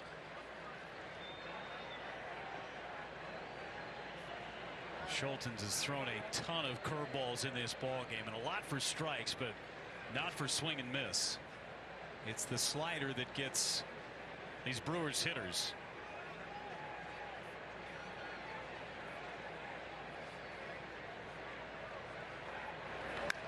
Lined into left center field, and his head towards the gap. He'll score 2 runs for the Brew Crew. Tyrone Taylor got a hanger and puts it in the gap to tie this game.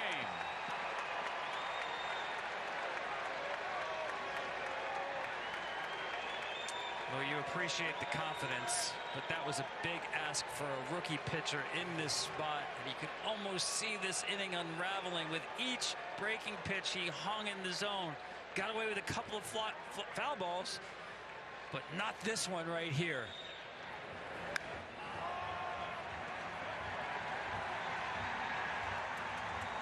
Boy, you feel for 29-year-old rookie. Listen, he's earned a spot in this rotation. He'll get the ball again, but he leaves this really good game with a bad taste in his mouth. I am an investigator with the U.S. Attorney's Office. You ever prosecute a company as big as Purdue Pharma? Could you tell me everything you know about OxyContin? It is now the #1 opioid in the country. They are doing the exact same thing as every crack dealer in America, except they are getting rewarded for it. They know they are killing people. They did a bad thing. We never just see the numbers. We see the people. My dad started track in a red barn in Waterloo, Wisconsin, and now it spans the globe. You want to take what was given to you and you want to build it and you want to pass it along. If I can do that, I will have done well. That's why we're here, to help make it happen. J.P. Morgan Chase.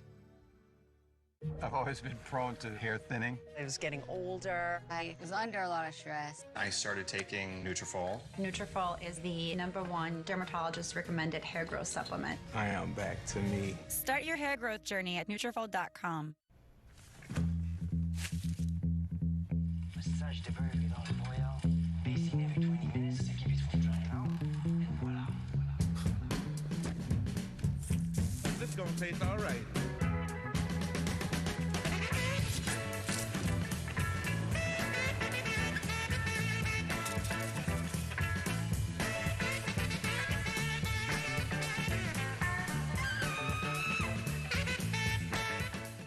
Thursday, it's baseball night in America on Fox. Alonso and the Mets take on Goldschmidt and the Cardinals.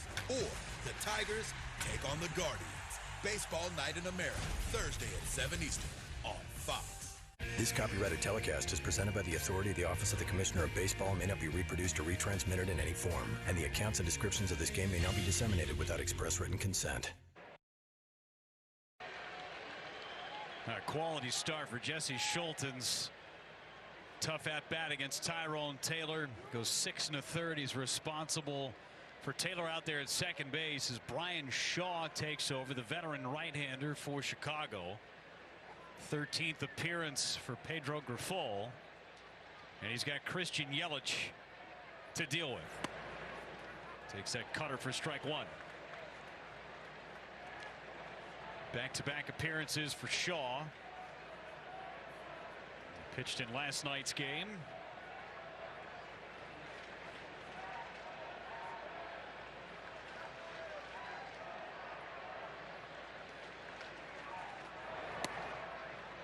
Little high. 1-1 on Yelich. Shaw's got that really good cutter. Throws it a lot. Christian's been so good this year hitting the ball the other way. I think Shaw's got to get that cutter in on his hands.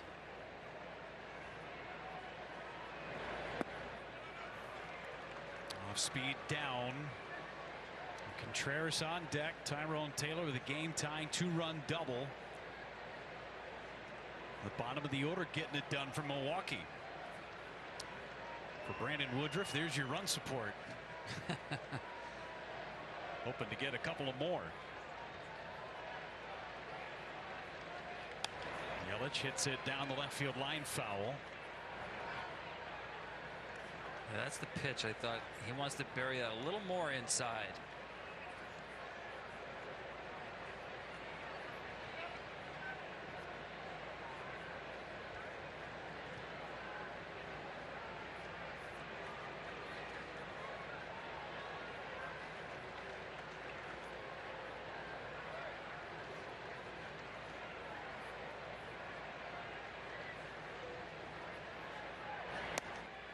Three and two now on Christian.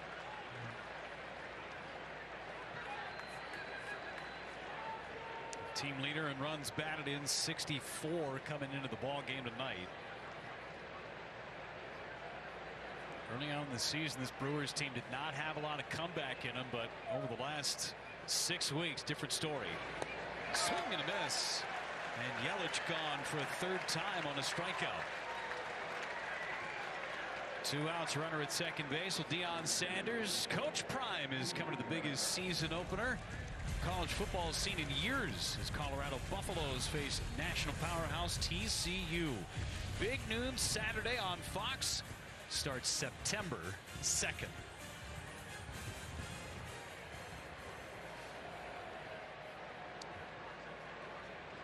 William Contreras now with 2 outs.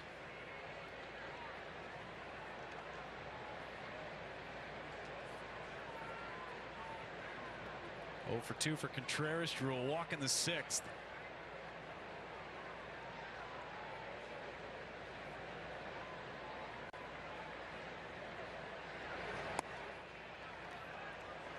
Shaw traditionally has been lights out against right-handers because of that cutter.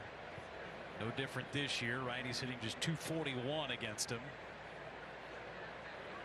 I think what you're seeing here is a veteran pitcher. You saw the 3-2 breaking ball to Yelich. This is what you do when you know you have a base to work with. First base open. You don't have to give in to the hitter. He's doing the same with Contreras.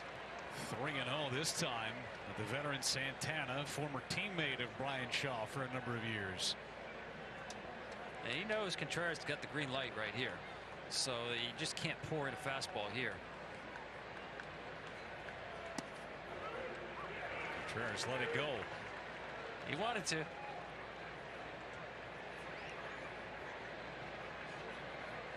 You can throw that same cutter and just move it a little bit off the plate now.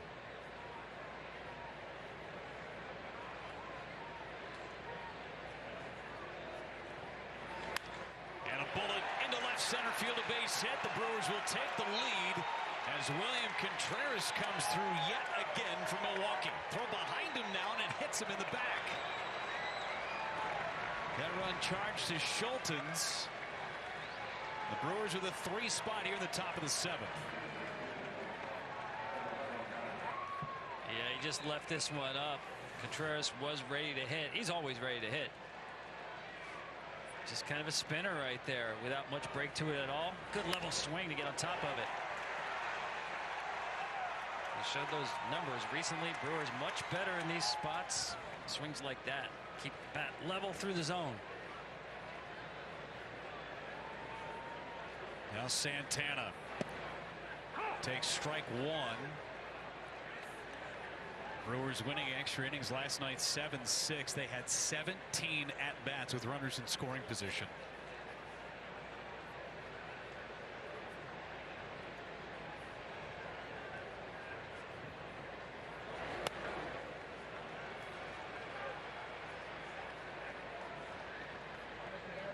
You just really feel bad for Schultens, who really outpitched Brandon Woodruff. You see, he can't wait to get back on the mound.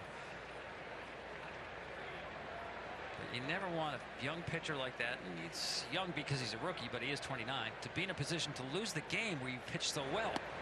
But that's what happened by getting extended here in the 7th inning. It's a tough spot for a manager to be really tough spot. I know part of the calculus is you're at the bottom of the Milwaukee lineup, but to me the priority is making the pitcher feel good about himself, and he will, just not right now. Santana off the end of the bat into shallow right. Sheets puts it away. The inning is over. Brewers do damage. 2-run double by Tyrone Taylor. William Contreras gives the crew the lead at the stretch.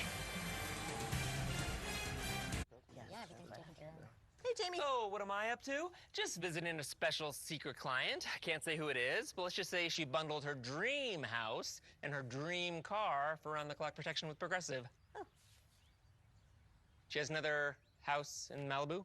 She's been an astronaut, an architect, a CEO. We're in front of her house, dude. Well, I'd love to tell you who her boyfriend is, but I don't think I can. I'd love to tell you, but I don't think I can.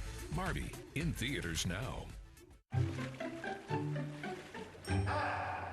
Another health insurance commercial, another aqua aerobics scene. Yep, most health insurance companies see us all the same. Smiley seniors, golfing, hiking. Don't forget antiquing. That's why I chose Humana. They see me, not a stereotypical senior. I'm pre-diabetic, so I talked one-on-one with the Humana health educator who really helped me. Now I'm taking free cooking and meditation classes. Not aqua aerobics. Better care begins with listening. Humana, a more human way to health care. There's never been a better time to get away. With a great deal on the Hyundai you've always wanted. With America's best warranty and up to 3 years complimentary maintenance. It's your journey. Own every mile at the Hyundai Getaway Sales Event. Now's the time to get in and get away. Get up to $1,000 bonus cash on the 2023 Tucson or Santa Fe, plus 3.29% APR. Now, during the Hyundai Getaway Sales Event. Papa John's new garlic epic stuffed crust pizza is the pizza inspired by our biggest fans. With that garlic flavor you all love. In it, on it, with it. Get the new garlic epic stuffed crust pizza for $13.99 only at Papa John's. Who ready? I'm ready. Who ready? I'm ready. Well, give me my darn theme music. The best in all of college football. It's time! It's time! It's time! It's time! It's time!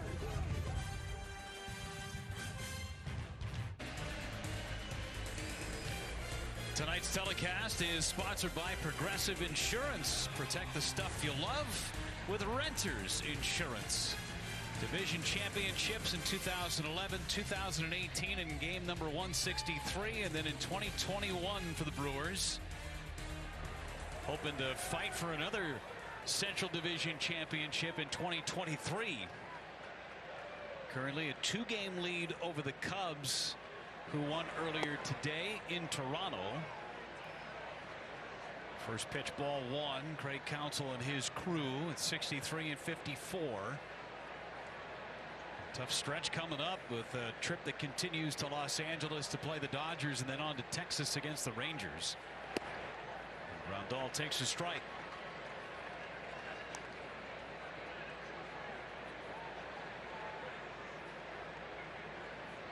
Cincinnati Reds have scuffled a bit since the trade deadline. Cubs have gone the other way.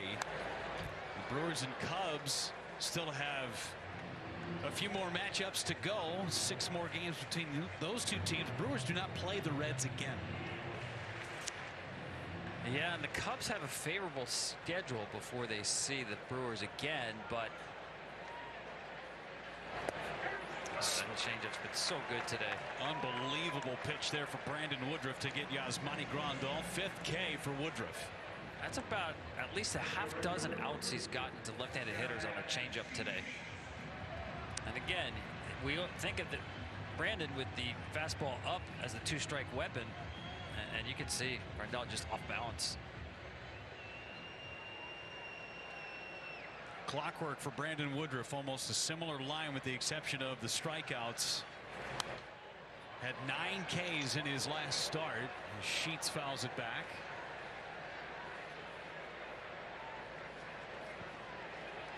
So if the division is decided by pitching and defense, it's edge Brewers. I think it's the clear separator among the 3 teams, if that's the case. Brewers have had elite defense all season long. You get Brandon Woodruff back in your rotation after he misses 4 months with Corbin Burns and Freddie Peralta with what they've done, plus the back end of their bullpen. Well, I've always said, Jeff, in the postseason environment, you need pitchers who have swing and miss stuff in the zone. In other words, you can get by with some sinker ball guys, you know, maybe get some chase swings against the poorer teams. But in the postseason environment, when every batter locks in on every plate appearance, you need stuff. I'm talking about stuff where you can challenge in the zone. And I'm not sure any team has a better 3 at the front of the rotation than do the Brewers in terms of swing and miss stuff in the zone. Burns, Woodruff, Peralta. 3-1 on Sheets. And that one just missed with that sinker, and Sheets is on for a 3rd time. And now we'll see what Craig Counsell does. You got the left-hander in Colas coming up, and here comes Craig after 86 pitches from Brandon Woodruff. What we didn't see in the top half of the inning, we see from Craig Counsell here in the bottom half. Yeah, and this is with a veteran pitcher on the mound, and we are at the bottom of the opposing team's lineup. But knowing that it takes a little more in the tank to get through these late inning jams, Craig Counsell being proactive. Go to Hobie Milner. Be back. 3-2 Brewers. Status bar, this is a search bar. Let's know the difference, okay? Social media. It can be overwhelming for a young homeowner turning into their parents. Now, what does it mean to slide into someone's DMs? That sounds like a lot of fun. Okay, we're not ready for that. As a team, we'll get there. It might be a fruit emoji, but that doesn't mean they're talking about fruit. Progressive can't save you from becoming your parents, but we can save you money when you bundle home and auto with us. Okay, do you really think we need 47 photos of fun dinner at Pam's? Yes. No. We've been living in the dark ages of light beer, but the golden age of light beer is here. Modelo Oro, forged with over 90 years of brewing experience for a smooth, elevated taste. We invite you to look at beer in an entirely new light. Modelo Oro, 90 calories, 3 grams of carbs, and a crisp, clean finish. It's the gold standard of light beer. NexGard Chews are vet-recommended flea and tick protection. Your vet trusts them for her patients and her own dog because she knows that they're #1 dog preferred. Use with caution in dogs with a history of seizures or neurologic disorders. Ask your vet about NexGard Chews. My CPA told me I wouldn't qualify for the ERC tax refund, so I called Innovation Refunds. Their team of independent tax attorneys will work with your CPA to determine if your company is eligible. Take the first step to see if your small business qualifies. What makes baseball even better? Shohei, more action? How about more steals, Acuna? More hits? Nestor? Okay, Mookie, more hits? What if the games are just quicker? Just a bit outside. The game has changed, and fans are saying, oh, yeah.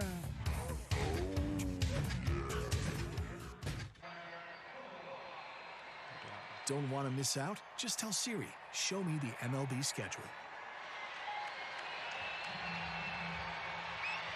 Well, for the Brewers, we're talking about their schedule. Gets a little more difficult from here. All contenders for the rest of this month and into September.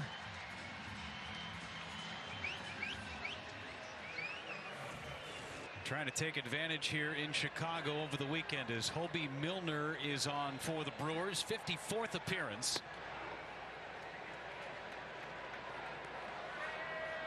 And so good in this role of stranded inherited runners. Yeah, his role in the big leagues is this: get out lefties. Colas hitting 121 against lefties. You've got Trace Thompson on the bench. We don't know if Luis Robert can hit. Trace. There's Thompson first. I'm sorry, he could have hit Thompson, but I actually like it because Colas is part of your future. You know, you can't just say he's just a platoon guy. Give him an at-bat against a left-handed hitter. Can't find out if he can do it unless you give him those opportunities. Colas got tied up and Milner strikes him out. That's a tough AB for any lefty. Yeah, lefty's hitting a $186 against Milner. Just hides the ball so well. Tough at bat. Milner, who this year has allowed just 10 of his 31 inherited runners to score. Even better than that, the last 2 years, 22%. 15 of 68. That's why he's in right now.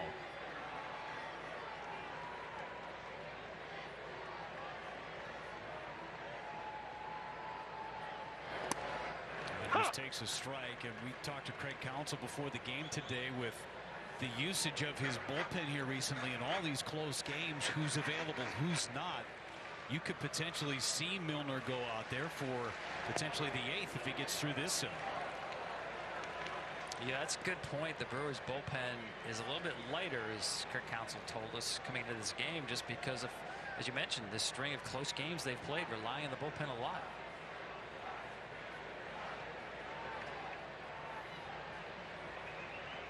Thompson, the runner at first. Ground ball foul outside of third. So nonchalant from the third base coach, Eddie Rodriguez. No problem. Been there, done that.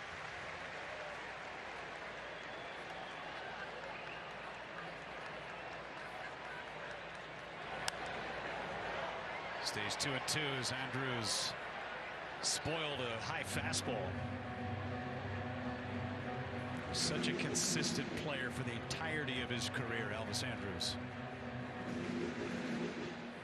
Yeah, plus defender, puts the ball in play. Excellent base runner.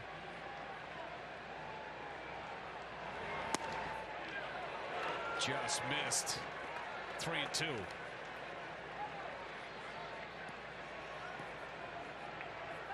We'll put Thompson in motion.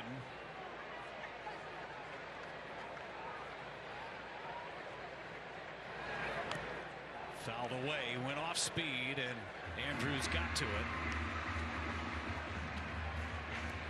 That sweeper has a lot of sweep to it.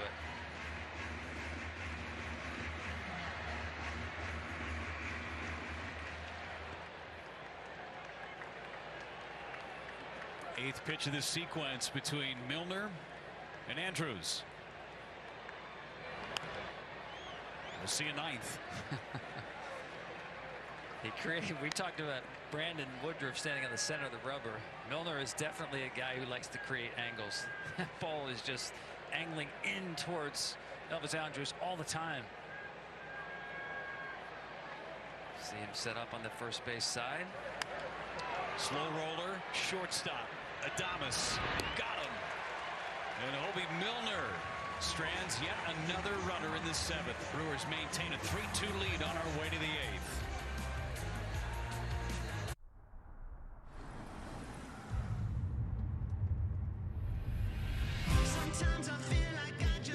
Chevy Silverado has what it takes to do it all. With up to 13 camera views and the Z71 off-road package.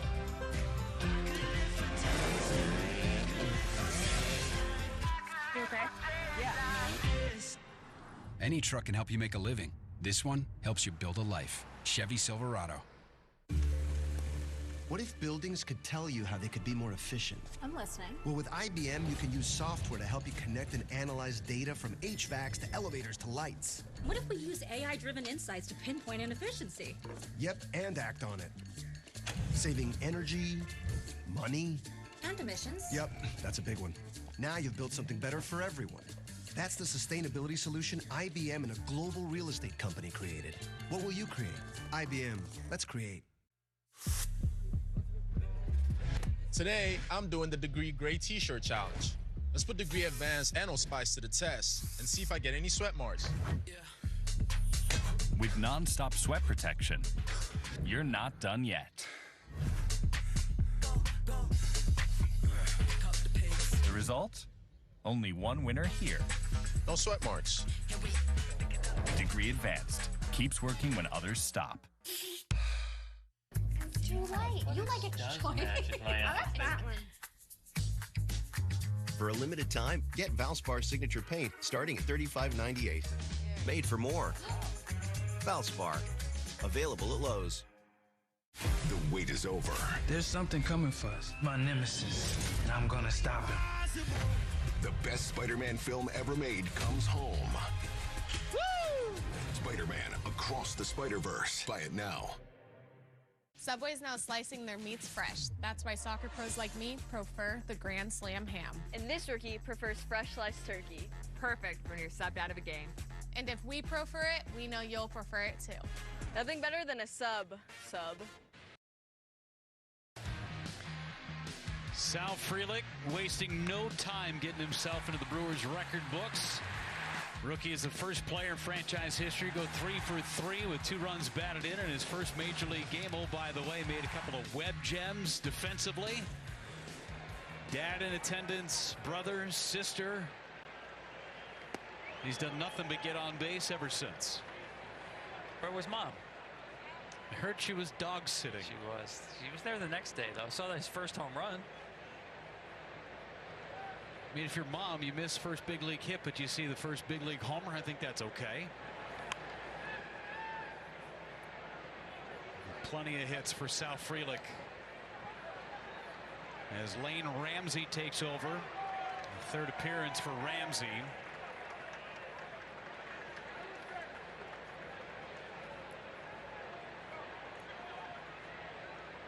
One and one on Sal. It's amazing when you think about it. This rookie hitting cleanup now in a pennant race, first place team. You see Trace Thompson stays in the game in center field. And I love the line here from Craig Counsell. Actually came from his wife.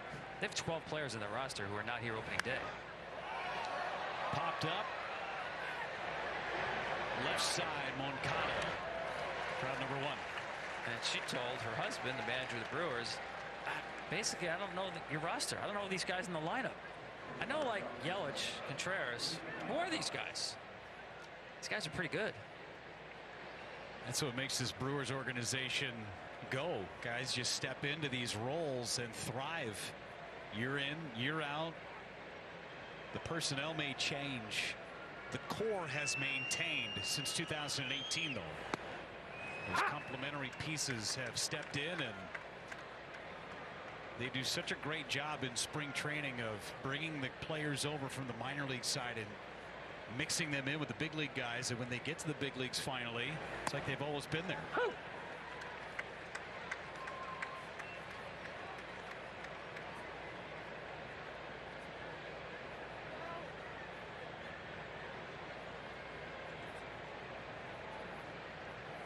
Willy Adames, 1 out of 3 today.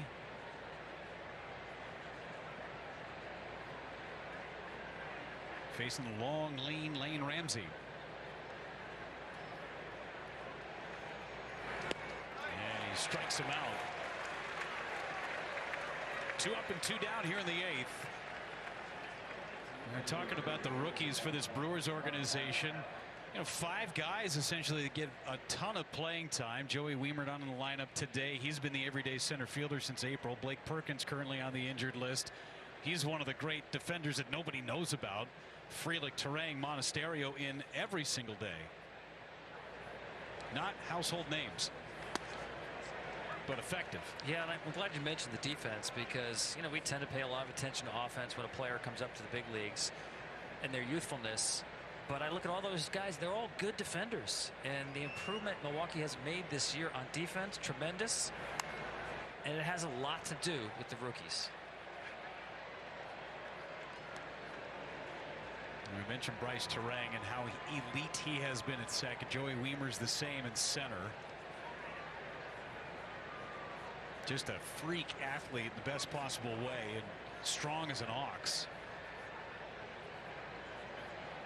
0-2 to Canna. Fights that off. Well, the White Sox running out some serious velo out of their bullpen. Ramsey, Santos, Aaron Bummer, even though his earned run average is a little lofty, he's got great stuff. Canna into center. Brings Thompson back. It's a 1-2-3 inning for Ramsey. Bottom of the 8th is on the way. Brewers with a 1-run lead here on the south side. Other. Check. Psych. Man, I'm about to steal this game from you, just like I stole Kelly Carter in high school, huh? You got no game. Dude, that's a foul. And now you're ready to settle a score. Game over. And if you don't have the right home insurance coverage, well, you can end up paying for all this yourself. So get Allstate and be better protected from mayhem. Yeah, like me. Thanks, bro. Take a lap, rookie. Real mature. I have type 2 diabetes, but I manage it well. It's a little pill with a big story to tell. I take once daily Jardiance at each day start. As time went on, it was easy to see I'm lowering my A1C. Jardiance works 24/7 in your body to flush out some sugar. And for adults with type 2 diabetes and known heart disease, Jardiance can lower the risk of cardiovascular death too. Jardiance may cause serious side effects, including ketoacidosis that may be fatal, dehydration that can lead to a sudden worsening of kidney function, and genital yeast or urinary tract infections. A rare life-threatening bacterial infection in the skin of the perineum could occur. Stop taking Jardiance and call your doctor right away if you have symptoms of this infection, ketoacidosis, or an allergic reaction, and don't take it if you're on dialysis. Taking Jardiance with the sulfonylurea or insulin may cause low blood sugar. Jardiance is really swell, the little pill with the big story to tell. Can Sugar Ray Leonard do everyday tasks wearing boxing gloves? Happy birthday. And now putting on his new Arch Fit Skechers Slip-ins. You just step in and go with comfort that will knock you out. Try new Arch Fit hands-free Skechers Slip-ins.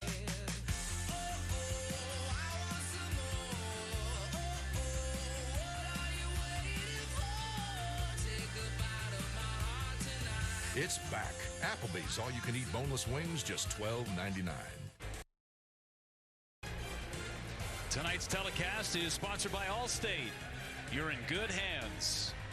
A young Tom Verducci was right there 2 years ago on this day. Tim Anderson with a walk-off into the cornfields in Dyersville, Iowa. What a spectacle that was in the best possible way. Yeah, I think I'm still sweating from that wool vest I was wearing. Well, no, that was so much fun. I tell people, that was the most visually beautiful baseball game I've ever seen. I mean, you could say the natural. Popped it up. Shallow center, Terang. Crowd number 1. The natural was filmed at the old Comiskey Park. Some great scenes. But that was a movie. This was a real baseball game that looked like a movie. Folks at Fox did such a great job putting it together, and the pomp and circumstance that led to it. 2 straight years in Dyersville. Last year it was the Reds and the Cubs that played in that ball game. Some stadium improvements going on. But man, what a great job. And to have the drama of a walk-off too. Oh. No script better. Benintendi out to left. Drives Yelich a couple of steps back. 2 up and 2 down. I tell you, Hobie Milner did his job. Yeah, Greg Counsell had this mapped out, leaving Milner in with Benintendi due up, knowing the one out to control would be Jimenez. Which righty would he use? Well, he had it mapped out. Now it's the time to go to his right-handed specialist. Elvis is in the building. It'll be Peguero. 3-2 Brewers. Me and my best friend Amy went for a mini break in Edinburgh. Woo! It was quite surreal. We stayed with Tessa. She is this incredible artist. The room that we stayed in, there is a sort of dreamish element running through. Definitely. The world that she's created. It makes you feel like you're in a little storybook or something.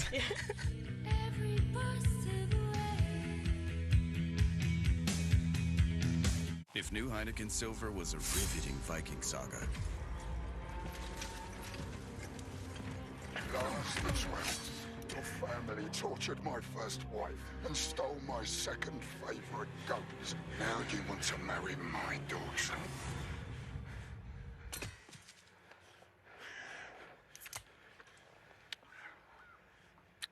Okay.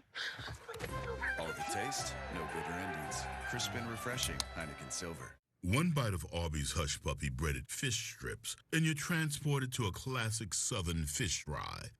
One bite of those fries, and ooh, you're back at Arby's. Arby's, we have the meats. The foul baller. Without him, his section would be defenseless. That's why he only trusts SeatGeek with his tickets. The ticketing app trusted by fans. SeatGeek, so fans can fan. Start your day with all the support you need in Skechers Arch Fit sandals. Skechers teamed up with podiatrists using over 20 years of data to create a sandal that provides foot and arch support for all-day comfort. Podiatrist certified arch support for men and women.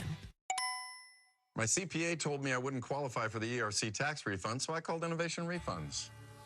Their team of independent tax attorneys will work with your CPA to determine if your company is eligible.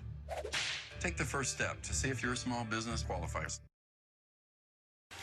It's a special Thursday night baseball on Fox as the Polar Bear Pete Alonso leads the Mets against Paul Goldschmidt and the Cardinals, or Miguel Cabrera and the Tigers take on Jose Ramirez and the Guardians. Don't miss the action Thursday, 7 Eastern on Fox. 2 outs, nobody on, a one-run game, and Elvis Peguero is on for Craig Counsell and the Brewers, and he'll get Eloy Jimenez. 0 for 3 today, had 3 hits last night, including a base hit against Peguero. Yanked the fastball for ball 1. Yeah, at this stage of the game, what you're doing essentially here with 2 outs, spaces empty, is defending the home run. Jimenez, great fastball hitter. Anything middle in. Sliders and fastballs away. Maybe not that much away. Off the bull for ball 2.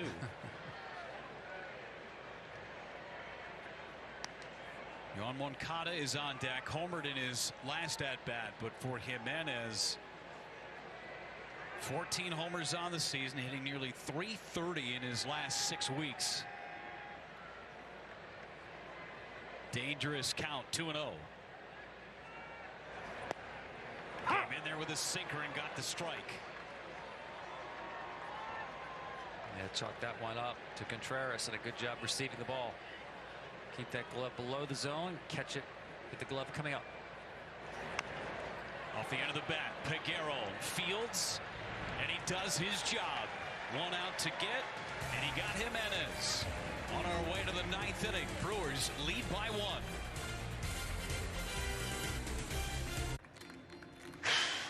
Sorry, I'm just having an off day. I'm having the best day. I slept so well on my new mattress. I went to Mattress Firm. Let me tell you, they have quality mattresses for any budget.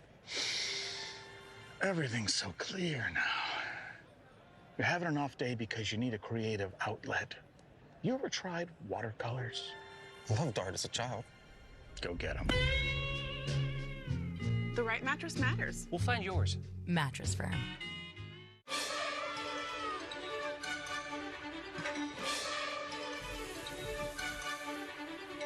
Together, we bring more. beef. It's what's for dinner. Too light. You like it short. I like that one. For a limited time, get Valspar Signature Paint starting at $35.98. Made for more. Valspar. Available at Lowe's. To a target in 5. Copy that. Make a hard left down the alley. Network's got you covered. Changing route. Go. Roadblock ahead. Back up, reverse. Next level moments. We're 30 seconds out. Need the Next Level Network. North corridor, hurry. Coming through. OR3, let's go. The network more businesses choose. Transplant received. AT&T Business. Dad, we got this. We got this. Let me check out the town, okay? We got this. We got this. Life is for living. We got this. Let's partner for all of it. Edward Jones. Salagadoola, metricaboola, bibbidi bobbidi boo. Put them together, and what have you got? Bibbidi bobbidi boo. Experience the magic of a digital key with the Hyundai Tucson. With Wendy's BOGO dollar deal, your dollar never tasted so good. So everyone's gonna get spicy chicken sandwich and a nugs. I was gonna say a Frosty and a Frosty. You can do that? I don't know, Willie's really smart. Choose wisely. Choose Wendy's, buy one, get one for $1. This Women's World Cup, Fox Sports is proud to partner with Common Goal and the U.S. Women's National Team to prioritize mental well-being at every level of the game. You can still root for the U.S. women by supporting their impact off the field. Text USWNT to 44321 to learn how. Lane Ramsey out there for another inning of work out of the White Sox bullpen. Andrew Monasterio, a couple of knocks. 1 ball, 1 strike on Monasterio. It was the bottom of the order that got it done for Milwaukee in the 7th. A walk to Canada, the single to Monasterio, and Tyrone Taylor with a 2-run double that tied it.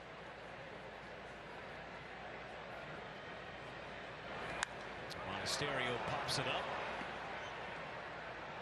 Trace Thompson with an easy play for out number 1.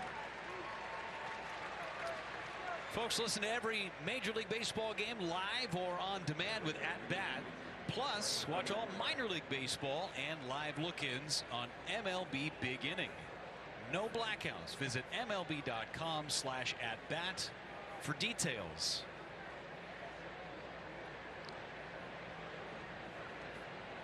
Bryce Terang with 1 out, nobody on.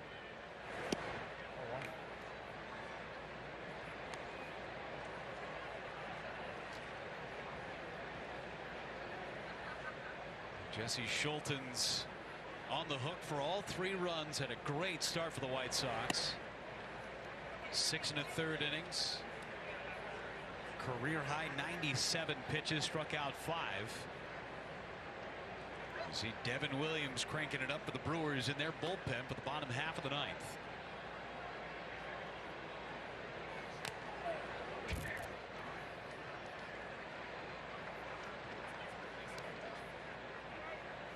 If this is not the script for Milwaukee Brewers baseball 2023, I don't know what is. This is formulaic as far as script writing goes. We've seen this movie before. Keep the game close, find a way to win by a little bit late. Drive to left center. Thompson tracking for out number 2. And especially trust your bullpen. You know, I tried to give Craig Counsell an out when we were talking about why they win all these close games. And I tried to say, well, your offensive execution of the game must be really good late. And he said, actually, we don't score a lot of runs. So, like, we're not extending leads. We're not putting games away. So that's why we're in these close, low-scoring games. Feels like that's a reason why this team has been so successful over the last few years in these types of situations, because they know nothing but these situations. I do think there's something to that, and obviously it prepares you very well for a postseason scenario where runs are at more of a premium.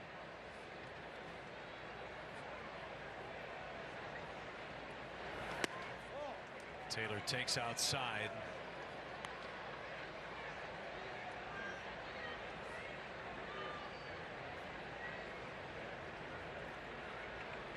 Taylor had the big 2-run double against Schultens to knock him out of the ball game in the 7th.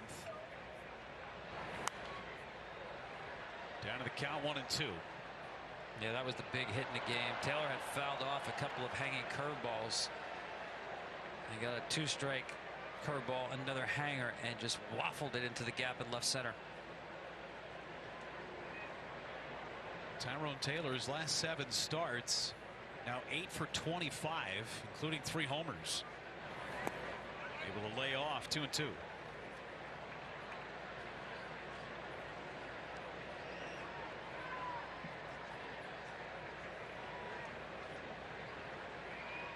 Craig Counsell now with 3 players on his roster that have the ability to play center.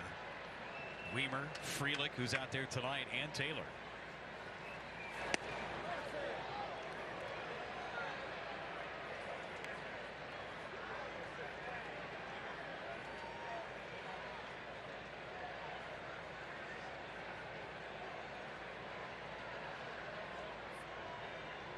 Full boat on Tyrone Taylor.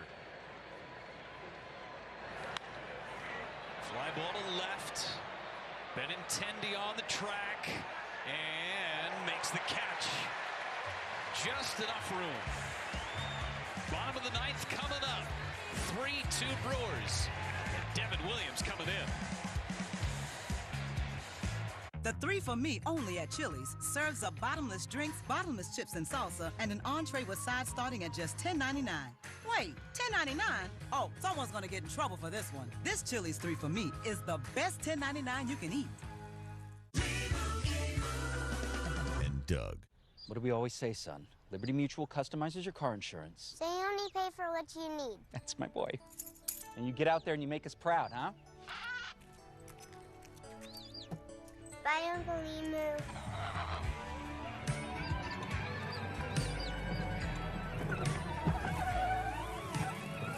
Stay off the freeways. Only pay for what you need. Liberty, liberty, liberty, liberty. No matter where you're headed, with the right view, the right co-captains, and stunning American design and craftsmanship, you might not care if you ever get back. Ace is the only national hardware retailer that carries Benjamin Moore paint at over 4,000 stores, and only Ace offers the Extra Mile Promise. We'll help you get everything you need to paint in one trip, or delivery is free. Ace is the place with the helpful hardware, folks. Cashback is good, but double cashback is even better. Discover matches all the cashback you've earned at the end of your first year, which is cashback at its best. It ain't my dad's razor, Dad. Hey, watch it. It's from Gillette Labs. This green bar releases trapped hairs from my face. Game changer. While the Flex Disc contours to it. So the 5 blades can get virtually every hair in one stroke. For the ultimate Gillette shave. The best a man can get is Gillette Labs. Devin Williams on to try and save this one for Craig Counsell and the Brewers. 27 saves on the season. Picked up the win last night as the Brewers won it in extra innings. First man he faces is Yoan Moncada. Hit a homer back in the 6th. That gave the White Sox their second run against Brandon Woodruff, who went 6 1/3 today. Moncada faced Devin Williams last night and struck out. And if you haven't seen the airbender, that's the changeup. It's a good one. Yeah, that was just the B version. There's the A version. You saw how much movement that one had. The first one was kind of getting the over pitch to control the count. But don't sleep on his heater. I've seen so many hitters take fastballs for strikes against Devin because they're so locked in on the airbender. Jams that one into right. Got that fastball in on his hands, but strong enough. And there's the tying run for Chicago. That's a great job by Moncada. And I just said a lot of hitters will wind up taking, especially that 2-strike heater after seeing and sitting on the airbender, and he's quick enough to turn this around. Wow. Watch how connected his arms are. Tight to the body, keep those elbows in, get the barrel on the ball. Tying run at first for Andrew Vaughn. Struck out on a fastball last night and swings and misses through the fastball there. And one to hit. Yeah. And I think because of what you mentioned last night, sitting on that pitch, got it, just missed it.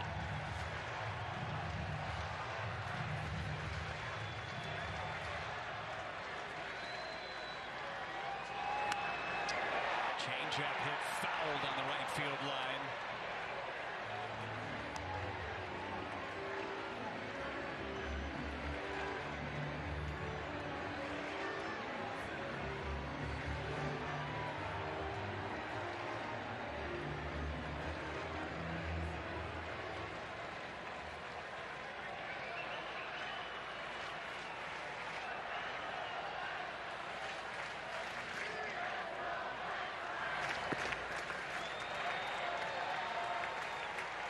Ball and 2 strikes on Vaughn.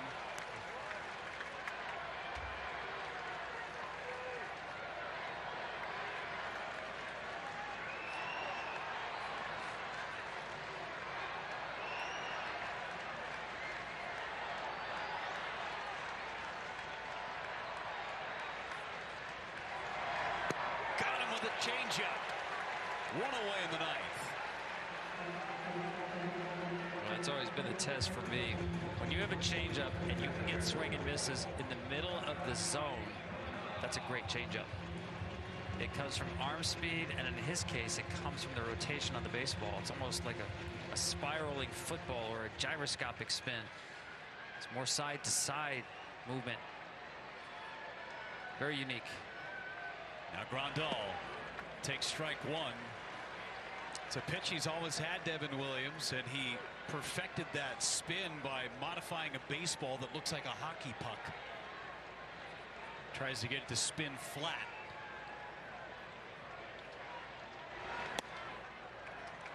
Ball and a strike on Grandal. That was the training tool designed by Connor McGinnis, correct? The assistant pitching coach of the LA Dodgers.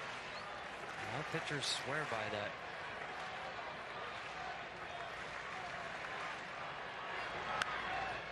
In front of the changeup, 1-2 on Grandal. Has faced Williams one time in his career, drew a walk against him.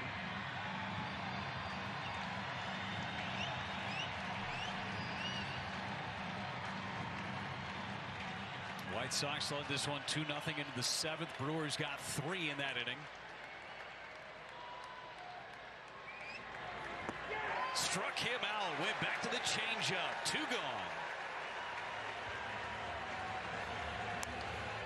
It's so good, even when hitters know it's coming, you still can't hit it. That's the true test. Even when you know it's coming, watch him swing over this, because the drop on this is just insane, folks. I mean, that's a pitch that bounced by the time Contreras caught it. Trace Thompson now. Laid off the changeup for ball 1.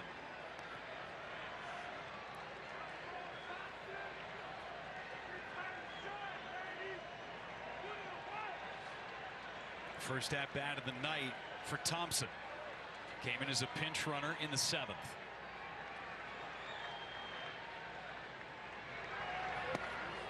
Tied him up with that fastball. You know, changeup's on his mind. Yeah, not only probably not expecting it, but the run on that pitch is well located.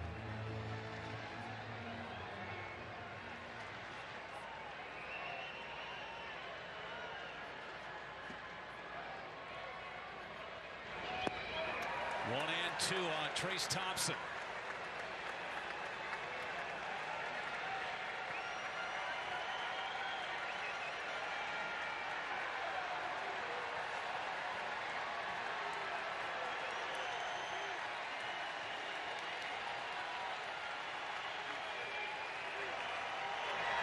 Struck him out. The Brewers have won 3 in a row. They come from behind to beat the White Sox tonight by a final of 3-2. Devin Williams with 3 strikeouts to secure the victory. Yeah, really, a win by script for the Milwaukee Brewers. 3-2. Yeah, they love playing one-run games. They usually win them. But how about the job by the bullpen? Not only picking up the last 8 outs, but really almost stress-free. Just one base runner allowed by the bullpen. And wouldn't you know, another airbender for Devin Williams. Even when you know it's coming, it is just hard to even foul off, never mind hit. 28th save for Devin Williams. And the Brewers take down the White Sox by a final of 3-2. For Tom Verducci, our statistician Dom Catronio, and our entire crew, I'm Jeff Levering saying goodbye from Chicago. 3-2 the final. Send it to Kevin Burkhardt in Los Angeles right after these messages.